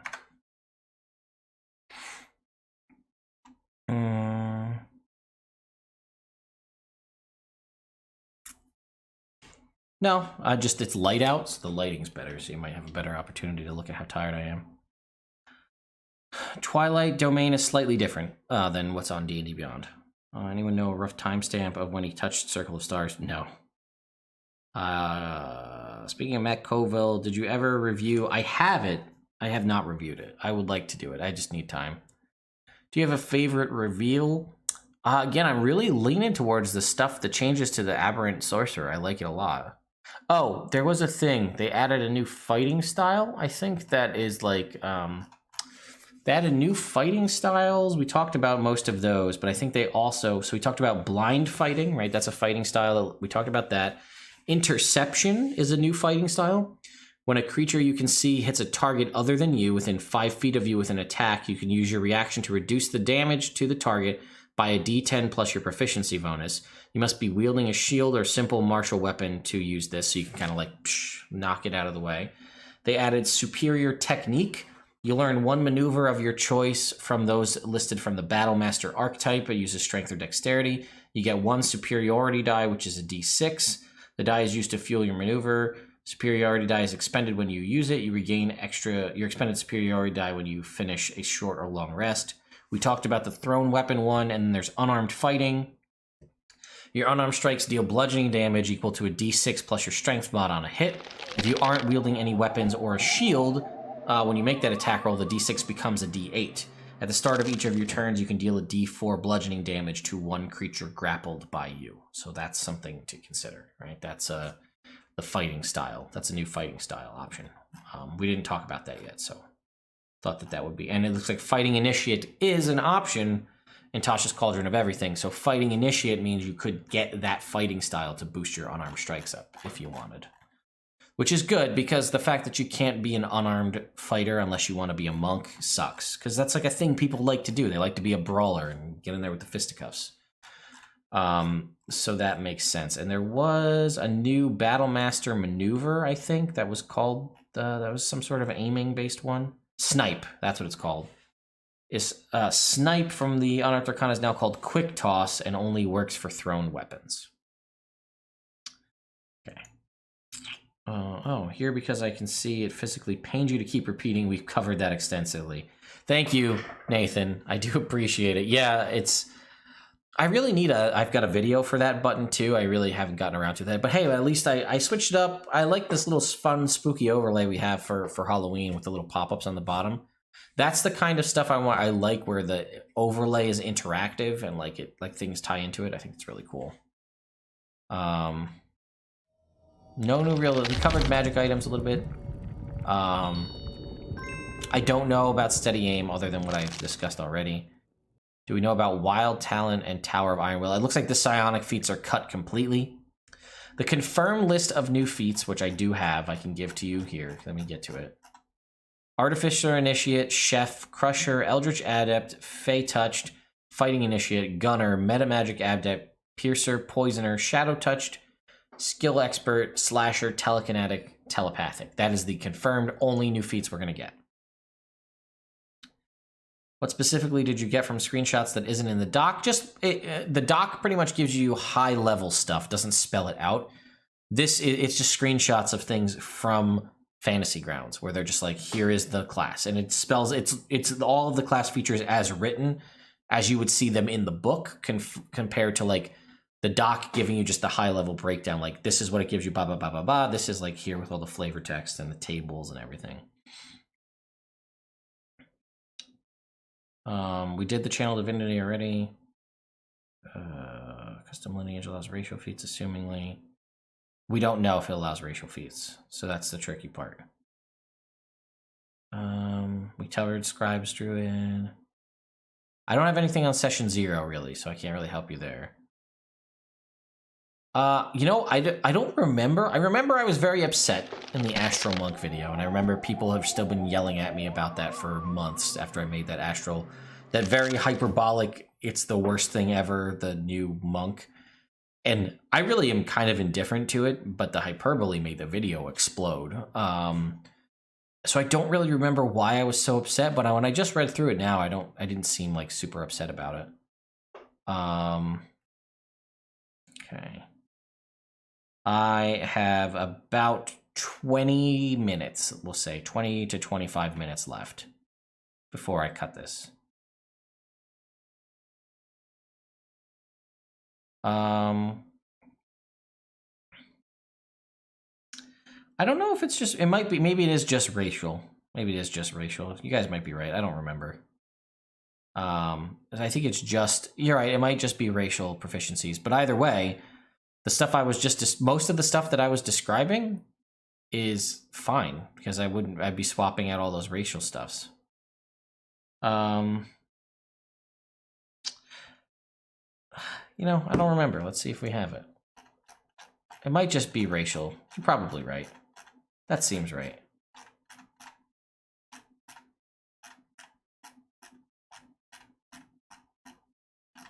Do I have it? Where is it?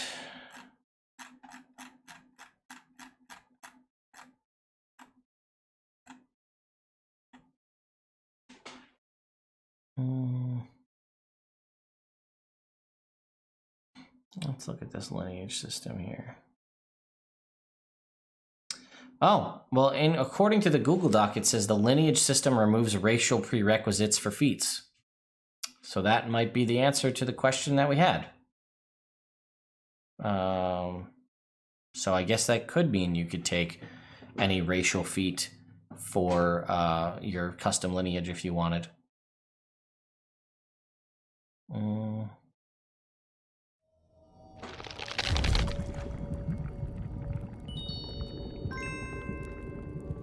Yeah, I guess it is just racial.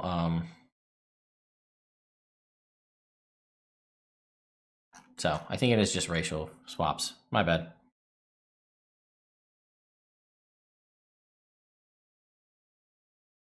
Yeah, I'm not really upset with what I've seen. I'm jazzed about everything that's been covered thus far. So I covered the fighting styles a bit. I don't want to go over the sorcerer stuff again, guys. Didn't you interview someone associated with WotC? No, I interviewed someone associated with the DM's Guild. It's kind of different than WotC. And she made that interview, like I reached out to her to interview her, and she works for the DM's Guild, which isn't technically, it's more of a one bookshelf company than Wizards of the Coast. And I didn't have to go through Wizards of the Coast to arrange that interview like I would if I tried to interview, say, Chris Perkins. I'd have to go through Wizards of the Coast's whole scheme of people. I reached out to her directly and said, hey, do you want to do this interview? And she said yes. So,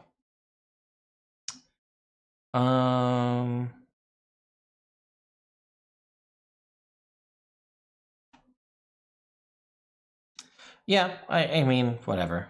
If it is what it is. I've often said, you know, nerd immersion is my hobby. It's not my full-time job. So, you know, that's kind of what allows me to be a little more real with what I cover. That's something I've always kind of said. I could walk away from nerd immersion tomorrow and I'll be totally fine. So, that it allows me to cover things that and take a perspective. Like I don't have to kowtow and like say how much I love something. If I don't love it, I can make a video where I shit on something because I think it's stupid, and it doesn't hurt me. Like it's just I can give you a true opinion. I'm not in anybody's back pocket. What nights on Twitch? It is Tuesday nights at 9 p.m. and Wednesday nights at 8:30 p.m. I should say that more in my videos. Like, hi everyone, Ted from Nerd Immersion here, blah blah blah video. By the way, I stream every Tuesday and Wednesday night on Twitch.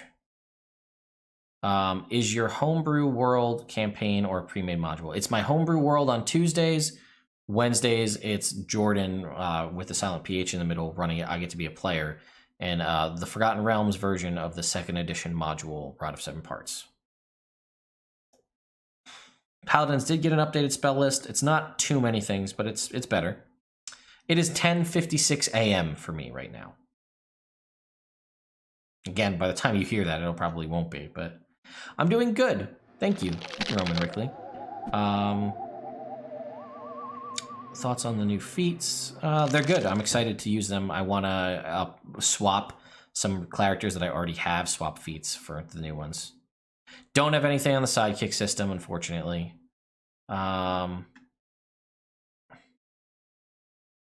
Thank you, Supreme. Well, I'm glad to be here. How are you doing today? I'm doing good, thank you. Again, I'm pretty far behind on this, folks, just because the YouTube delay is so long and there's so much chat here. Yeah, shield not going to the armor kind of sucks, in my opinion, but it is what it is. Any viability for Tavern Brawler plus unarmed fighter? I think actually Tavern Brawler almost removes the need for Tavern Brawler. Unarmed fighter fighting style kind of makes Tavern Brawler and Grappler almost useless. I'd have to reread it though and look through it. I don't think we're getting the Dungeon Dweller fighting style. It doesn't look like it. Won't all the new race options make a lot of them obsolete? Not necessarily. Yeah, it looks like Tower of Iron Will and Wild Talent are totally dead. Good. I'm doing good, folks. Am I winning? Always, sir. Trying my hardest. How am I on this fine day? I am great. Does not look like telepathic and telekinetic have any prerequisites now, so just go to town. How fun and or good does the soul knife look? Pretty good. We covered the soul knife in full at a point in this document, or in this video. And I'm a fan. It looks good. Did you do the ranger stuff? Yes, I didn't cover the creatures. We'll talk about those though. First, spell versatility is dead. Gone forever, never coming back. Scrolling. The internet loves hyperbole. Yes, they do. We get an F in the chat for the armor nerf. We can get an F in the chat, sure, if you guys want to. Do you think Chef will be something similar to the healer feat? I think it'll probably be pretty close to what it was in Unearthed Arcana. Did the barbarian get anything neat for the base class? Yes, apparently they did. I don't have it, but I can read to you what I do have from the document. Free barbarian skill proficiency at level 3 and level 7, which is weird to me. Instinctive Pounce is no longer a swap. It's a free at level 7 ability, giving all barbarians a burst of movement the turn they rage. So, barbarian buffs. Interesting.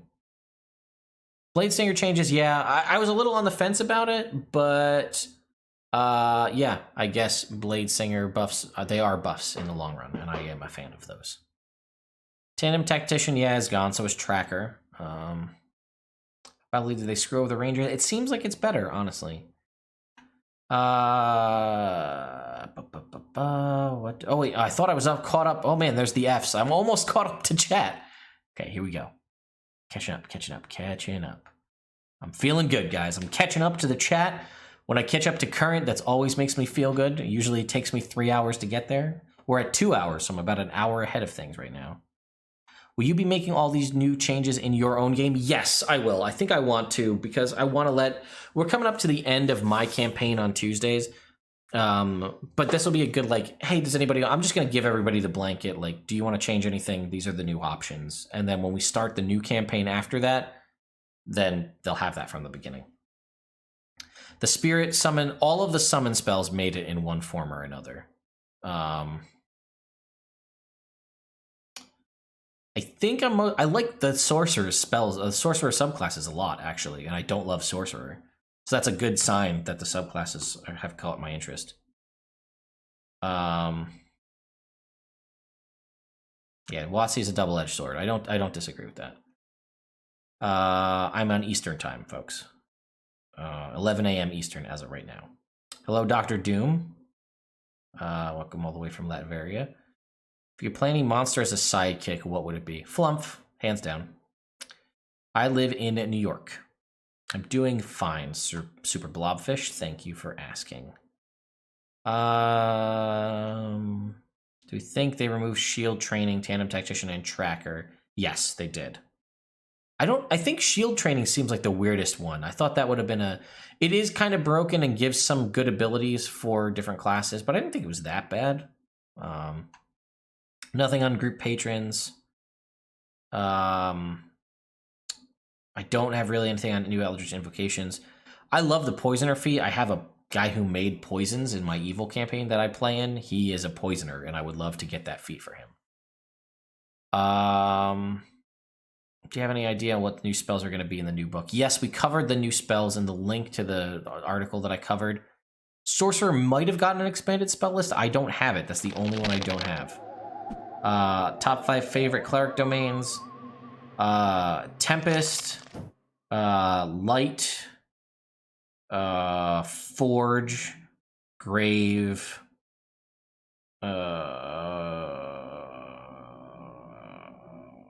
Arcana, maybe? I kind of like the Knowledge one. I don't see it used a lot.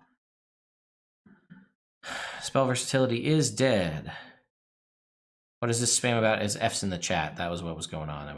It's a thing that people say. It's an internet thing.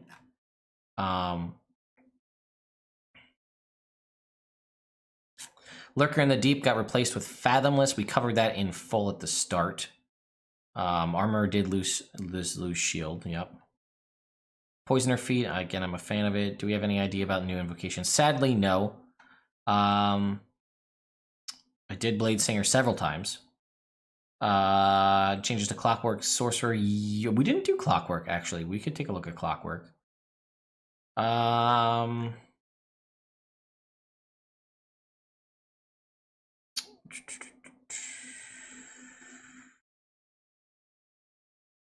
Let's see. Favorite Tasha's edition. That's hard to say. We covered the spells. It's the Summon Spirit. Summon Undead still. Necromancy. I think they're all Conjuration at this point. let me see if I have that information. We're coming up on time here, folks, so I can't spend too much time going over stuff. I don't know what they are, what the summon spells are. God, I love the Poisoner Feat. I've said it a few times.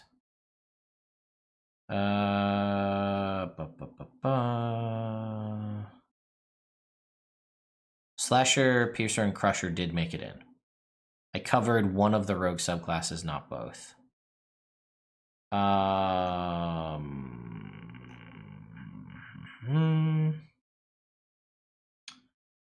did make a video on the ones I was excited for Tasha's Cauldron of everything. Yeah. Me, clearly the gamerist up to speed on things, having to explain Fs in the chat is fun to me. No, the Poisoner Feat. I have a character who is a poison maker, and I would love to get the Poisoner Feat for him. I don't know if the summon spells are concentration. I know one of the rangers can make it not concentration, but cuts the duration down. Is metamagic adept required to swap out sorcerer metamagics? No, sorcerers can swap their metamagics whenever they get a level that gives them an ability score improvement. They can swap a metamagic then. I hope they still give the +1 ability score for Crusher, Slasher, and Piercer. I'm not sure. Yes, armor is not getting the shield spell anymore. Thank you. Congrats on the success. Oh, you guys are awesome. Thank you. Let's see. Okay. I think we're up to current. So here's what I'm going to do, folks. I'm going to go. I've got maybe 10, 15 minutes left before I need to go do other things.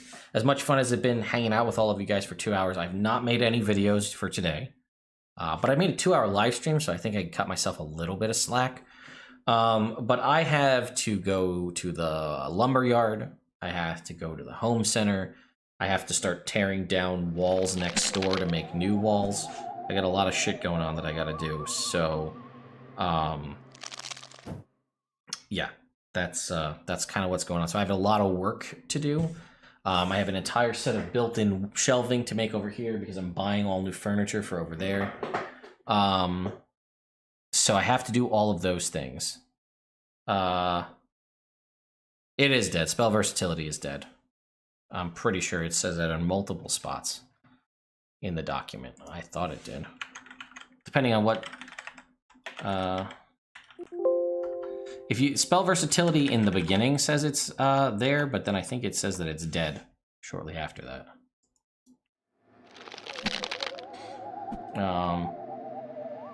Anyway. So.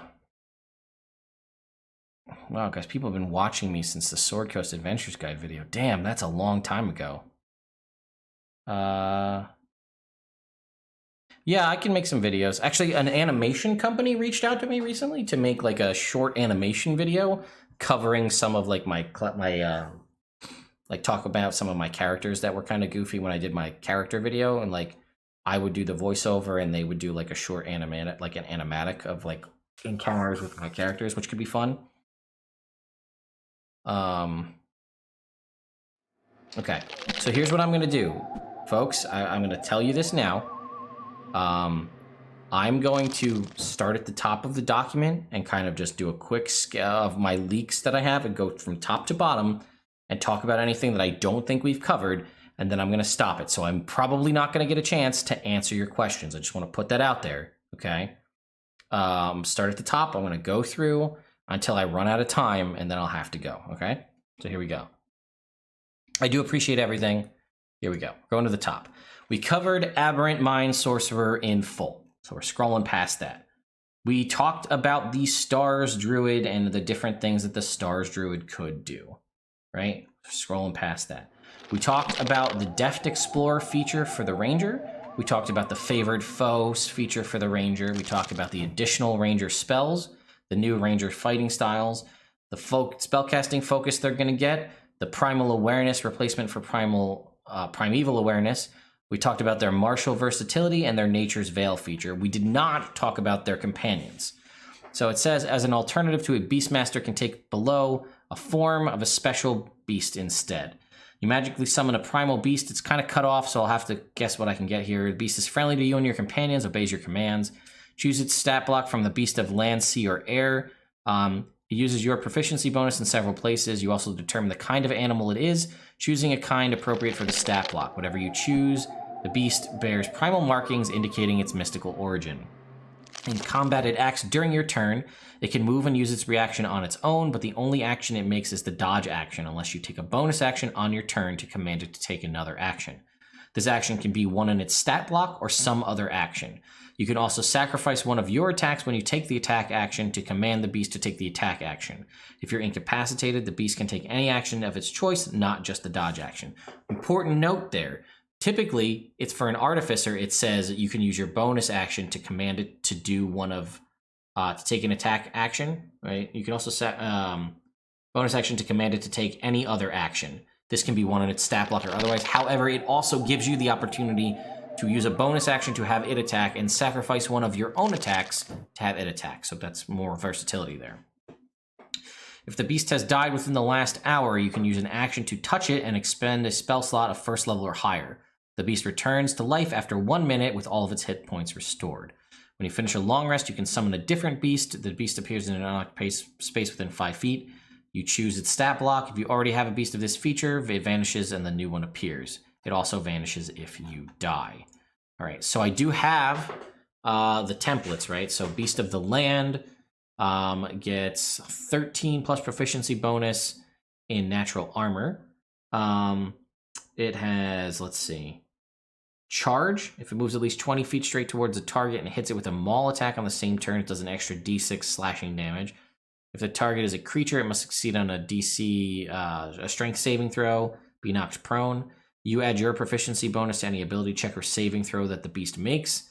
Its maul attack is your spell attack modifier, and it does a d8 plus 2 slashing damage. And then its stats are 14, 14, 15, 8, 14, 11, and it's got a 40-foot run speed and 40-foot climb speed. Beast of the Sky has 10-foot movement, 60-foot fly. Its stats are 6, 16, 13, 8, 14, 11.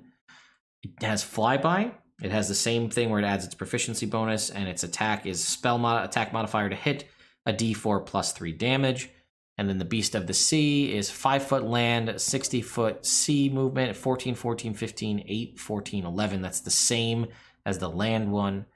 It can breathe both water and air. It has the Primal Bond feature, and it can make an attack. Spell attack modifier to hit, and it's a d6 plus 2 piercing damage or bludgeoning damage, your choice, and they are grappled. Until this grapple ends, the creature, it can't use this attack on another target. That is all I have. I don't have any specifics on the hit points or anything more than that. Turns out I do have more on the Rune Knight features here. I just didn't realize I had it. So we see you get a proficiency with Smith's tools and can speak, read, and write Giant. Giant's Might, let's see, is a bonus action. You can, for a minute, become, if you're smaller than large, you become large. Advantage on strength and strength saving throws. When you make a weapon attack once on each of your turns, it can deal a d6 to a target. You've got Runic Shield. When another creature you can see within 60 feet is hit by an attack, you can use a reaction to force them to reroll. Proficiency modifier times per long rest. 15 is Master of Runes. You can use your Rune Carver feature twice per short or long rest. 10th level, Great Stature. When you gain this feature, you roll 3d4. You grow a number of inches equal to that. Moreover, the extra damage you deal with your Giant's Might is a d8. And then Runic Juggernaut at 18. As a result, the extra damage you deal with Giant's Might increases to d10. Moreover, when you use this feature, you can choose to become a huge size and have a reach of 5 feet. All right, we didn't talk about the Phantom Rogue at all. Whispers of the Dead. Whenever you finish a short or long rest, you can use a skill or tool proficiency, gain proficiency in those. You lose proficiency with this feature if you choose a different proficiency that you lack. Wails from the Grave. Immediately after you deal sneak attack damage to a creature on your turn, you can target a second creature within 30 feet of the first, roll half the number of sneak attack damage for your level, round up, and the second creature takes necrotic damage equal to that roll's total as wails of the dead sound around them for a moment. Proficiency bonus times per long rest. Tokens of the Departed. As a reaction, when a creature dies, you can see dies within 30 feet. You can open your free hand and cause a tiny trinket to appear there. It's a soul trinket. You can have a maximum number of soul trinkets equal to your proficiency bonus. While it's on your person, you have advantage on death saving throws and constitution saving throws. You deal sneak attack damage on your turn. You can destroy one of your soul trinkets to immediately use Wails of the Grave without expending a use of it. And as an action, you can destroy one of your soul trinkets no matter where it's located. When you do so, you ask the spirit one question. The spirit appears to you and answers in a language you know in life. It has no obligation to be truthful. Ghost Walk at 13. As a bonus action, you assume a spectral form. While in this form, you have a fly speed of 10 feet. You can hover, and attack rolls have disadvantage against you. You can also move through creatures and objects as if they were difficult terrain, but you take a d10 force damage if you end your turn inside an object. You can stay in this form for 10 minutes. To finish it, you must take a long rest or use one of your soul trinkets. And at 17, when you use Wails from the Grave, you can deal necrotic damage to both the first and second creature. And at the end of a long rest, a soul trinket appears in your hand, even if you don't have one, as the spirits of the dead are drawn to you. We did Astral Self, we did Soul Knife, we did Blade Singing. Okay, let me just open up this computer over here to get ready for what I have to do at 11:30. I'm also sure you guys are just chatting away there, and I'm sorry if I'm not listening to you. So we have the Oath of the Watcher, Ranger, or Paladin rather. Alarm, Detect Magic, Moonbeam, See Invisibility, Counterspell, Non-Detection, Aura of Purity, Banishment, Hold Monster, and Scrying. Are your options there for that. Let's just make sure everything is good. Yeah, okay, cool. Channel Divinity, Watcher's Will. As an action, choose a number of creatures within 30 feet of you, up to a number equal to your charisma modifier. They have advantage on intelligence, wisdom, and charisma saving throws. Or as an action, present your holy symbol. An aberration, celestial, elemental, fey, fiend within 30 feet of you must make a wisdom saving throw, or they're turned. Your aura at 7th level, creatures within 10 feet of you roll initiative. They add your proficiency bonus to the initiative roll. That aura increases to 30 feet at 18. Vigilant Rebuke at 15. Whenever you or a creature you can see within 30 feet of you succeeds on an intelligence, wisdom, or charisma save, you can use your reaction to deal 2d8 plus your charisma modifier force damage to the creature that forced the saving throw. Mortal Bulwark at 20. As a bonus action, for a minute, you gain true sight out to 20 feet. Advantage on attack rolls against aberrations, celestials, elementals, fey, and fiends. And whenever you hit a creature with an attack roll and damage it, you can force it to make a charisma save. On a failure, it is magically banished to its native plane of existence. On a successful save, it can't be banished for 24 hours. Once you use this bonus action, you can't use it again until you finish a long rest or until you spend a 5th level spell slot. We did Fey Wanderer and Swarm Keeper. We talked about Scribes Wizard. Clockwork Soul is one we didn't talk about, so we're going to talk about that one right now. This will probably be the last one I can talk about before I have to go. All right, you learn additional spells. Whenever you gain a sorcerer spell, you can replace one of these spells with a different spell of the same level. It must be an abjuration or transmutation spell from the sorcerer, warlock, or wizard list. Your options are Alarm, Protection from Evil Good, Aid, Lesser Restoration, Detect Magic, Protection from Energy, Freedom of Movement, Summon Construct, Greater Restoration, or Wall of Force. Restore Balance at level 1. When a creature within 60 feet of you is about to roll a d20 with advantage or disadvantage, you can use your reaction to prevent the roll from being affected by advantage or disadvantage. Your connection to the plane of absolute order allows you to equalize chaotic moments. When a creature you can see within 60 feet of you... Oh, I just read that again. Proficiency bonus times per long rest. Bastion of Law at 6. As an action, you can expend 1 to 5 sorcery points to create a magical ward around yourself or another creature within 30 feet. It lasts until you finish a long rest or until you use this feature again. The ward is represented by a number of d8s equal to the number of sorcery points spent to create it. When the warded creature takes damage, it can expend a number of those dice, roll them, and reduce the damage by the total rolled on those dice. Trance of Order at 14. As a bonus action, you can enter a state for 1 minute. For the duration, attack rolls against you can't benefit from advantage, and whenever you make an attack roll or ability check or saving throw, you can treat a roll of a 9 or lower on the d20 as a 10. When you use this bonus action, you can't use it again unless you finish a long rest or spend 5 sorcery points. And at 18, you get Clockwork Cavalcade. As an action, you summon the spirits in a 30-foot cube originating from you. The spirits look like modrons or other constructs of your choice. They are intangible and vulnerable, and they do the following. The spirits restore up to 100 hit points, divided as you choose among any number of creatures of your choice in the cube. Any damaged objects entirely in the cube are repaired instantly. Every spell of 6th level or lower ends on creatures and objects of your choice within the cube. Once you use this action, you can't use it again until you finish a long rest unless you spend 7 sorcery points to do so. We talked about the fighting styles, the Pact Boon, the Fathomless, the Feats, Custom Lineage, the Cleric editions, the Armorer Artificer, the Wildfire Druid, the Aberrant Mind Sorcerer, the additional Bard spells, the additional Paladin spells, the new Meta Magic options, the new Sorcerer options, the Twilight Domain Cleric, the Circle of Stars Druid. Let me just check this other set over here.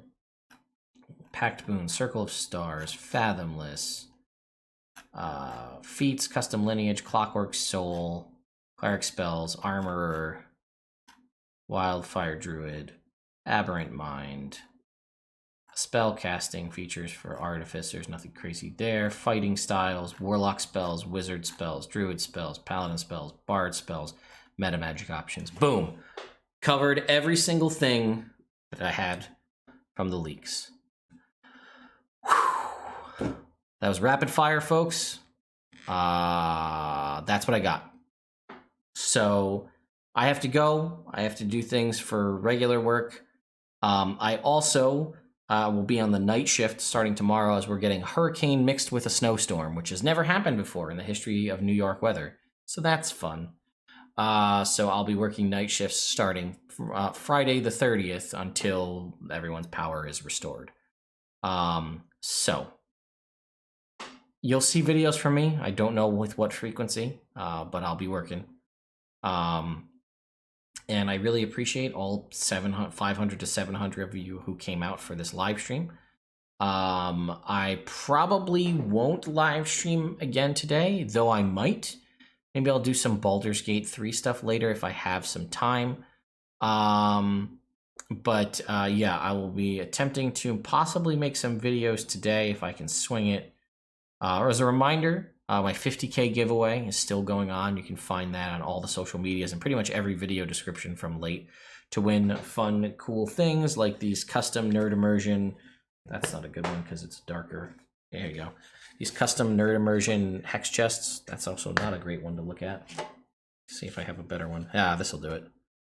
These custom Nerd Immersion hex chests that are like, they're marked with a special 50K giveaway and they have my signature engraved on the back. You know, they're hex chests. You can store your dice in them. I've got 10 of these that I'm giving away in a variety of different woods, things from pine to walnut to spalted maple and so on. I also have a giveaway that I'm working up right now that I was supposed to have done earlier, but I didn't get a chance to do it, that I'm custom making some fun Strahd stuff for you, so I'll be releasing that probably later this week, or I guess today's Thursday, so tomorrow maybe. And then the Jetpack 7 Kickstarter still going on that I'm a part of. My Gravity Domain Cleric that I made is pretty much done, so I might be doing a video showcasing the subclass that I designed from the ground up, the Gravity Domain Cleric, and I'll probably make a video on it so that you guys can give me your playtest feedback and thoughts on it, and then we can adjust accordingly. And then, and I'm going to be doing... We're going to be doing some This Old Dungeon stuff, the woodworking side of things, where I craft things out of wood. But basically what I'm going to be doing is on the other side of this wall, I'm building a new 100% soundproof recording studio from the ground up. It's a bare wall, bare concrete, and I'm going to be building it up from the ground up. So I might do some live streams of me just working on the room, which is not typically my content, but more importantly, as I start to build the room and put stuff in it, I want to get your guys' feedback on what kind of cool shit I should do in the room, cool accent pieces, and if anybody's interested in like coming up or pointing me to stuff or sending stuff over to put in the backgrounds for the new backdrop for all the videos. I'll have we'll build shelves and stuff to be able to do that. And then once that's done and the new furniture and the new built-ins are built over here, I will finally do a Ted's basement room tour where I will come down the stairs like an old MTV Cribs episode, and I will walk you through the D&D room over here, all through my gaming space over here, through all the knickknacks on the shelves up top, everything in these glass cases. The area that I'm sitting in is going to be turned into a home arcade with other arcade cabinets and the studio next door. But I want to bring you guys along for the ride, because if you're not handy or into that kind of stuff, I think it could be interesting to see it from my perspective. And that's my boss messaging me on my work computer. So P.O. Box is in the description, I think, of this video, and in every video description if you're interested in sending stuff. Do not feel obligated. But even if you guys just want to send me a written letter in the mail, I would love to read it. And if that ends up becoming a thing, then maybe we'll do mailbag videos in the future. So anyway, thank you all so much for watching. I appreciate all of you, the support, the donations, the super chats, the memberships. You guys are amazing. I love every single one of you. It's the biggest heart from the best forever DM that's out there that you guys know.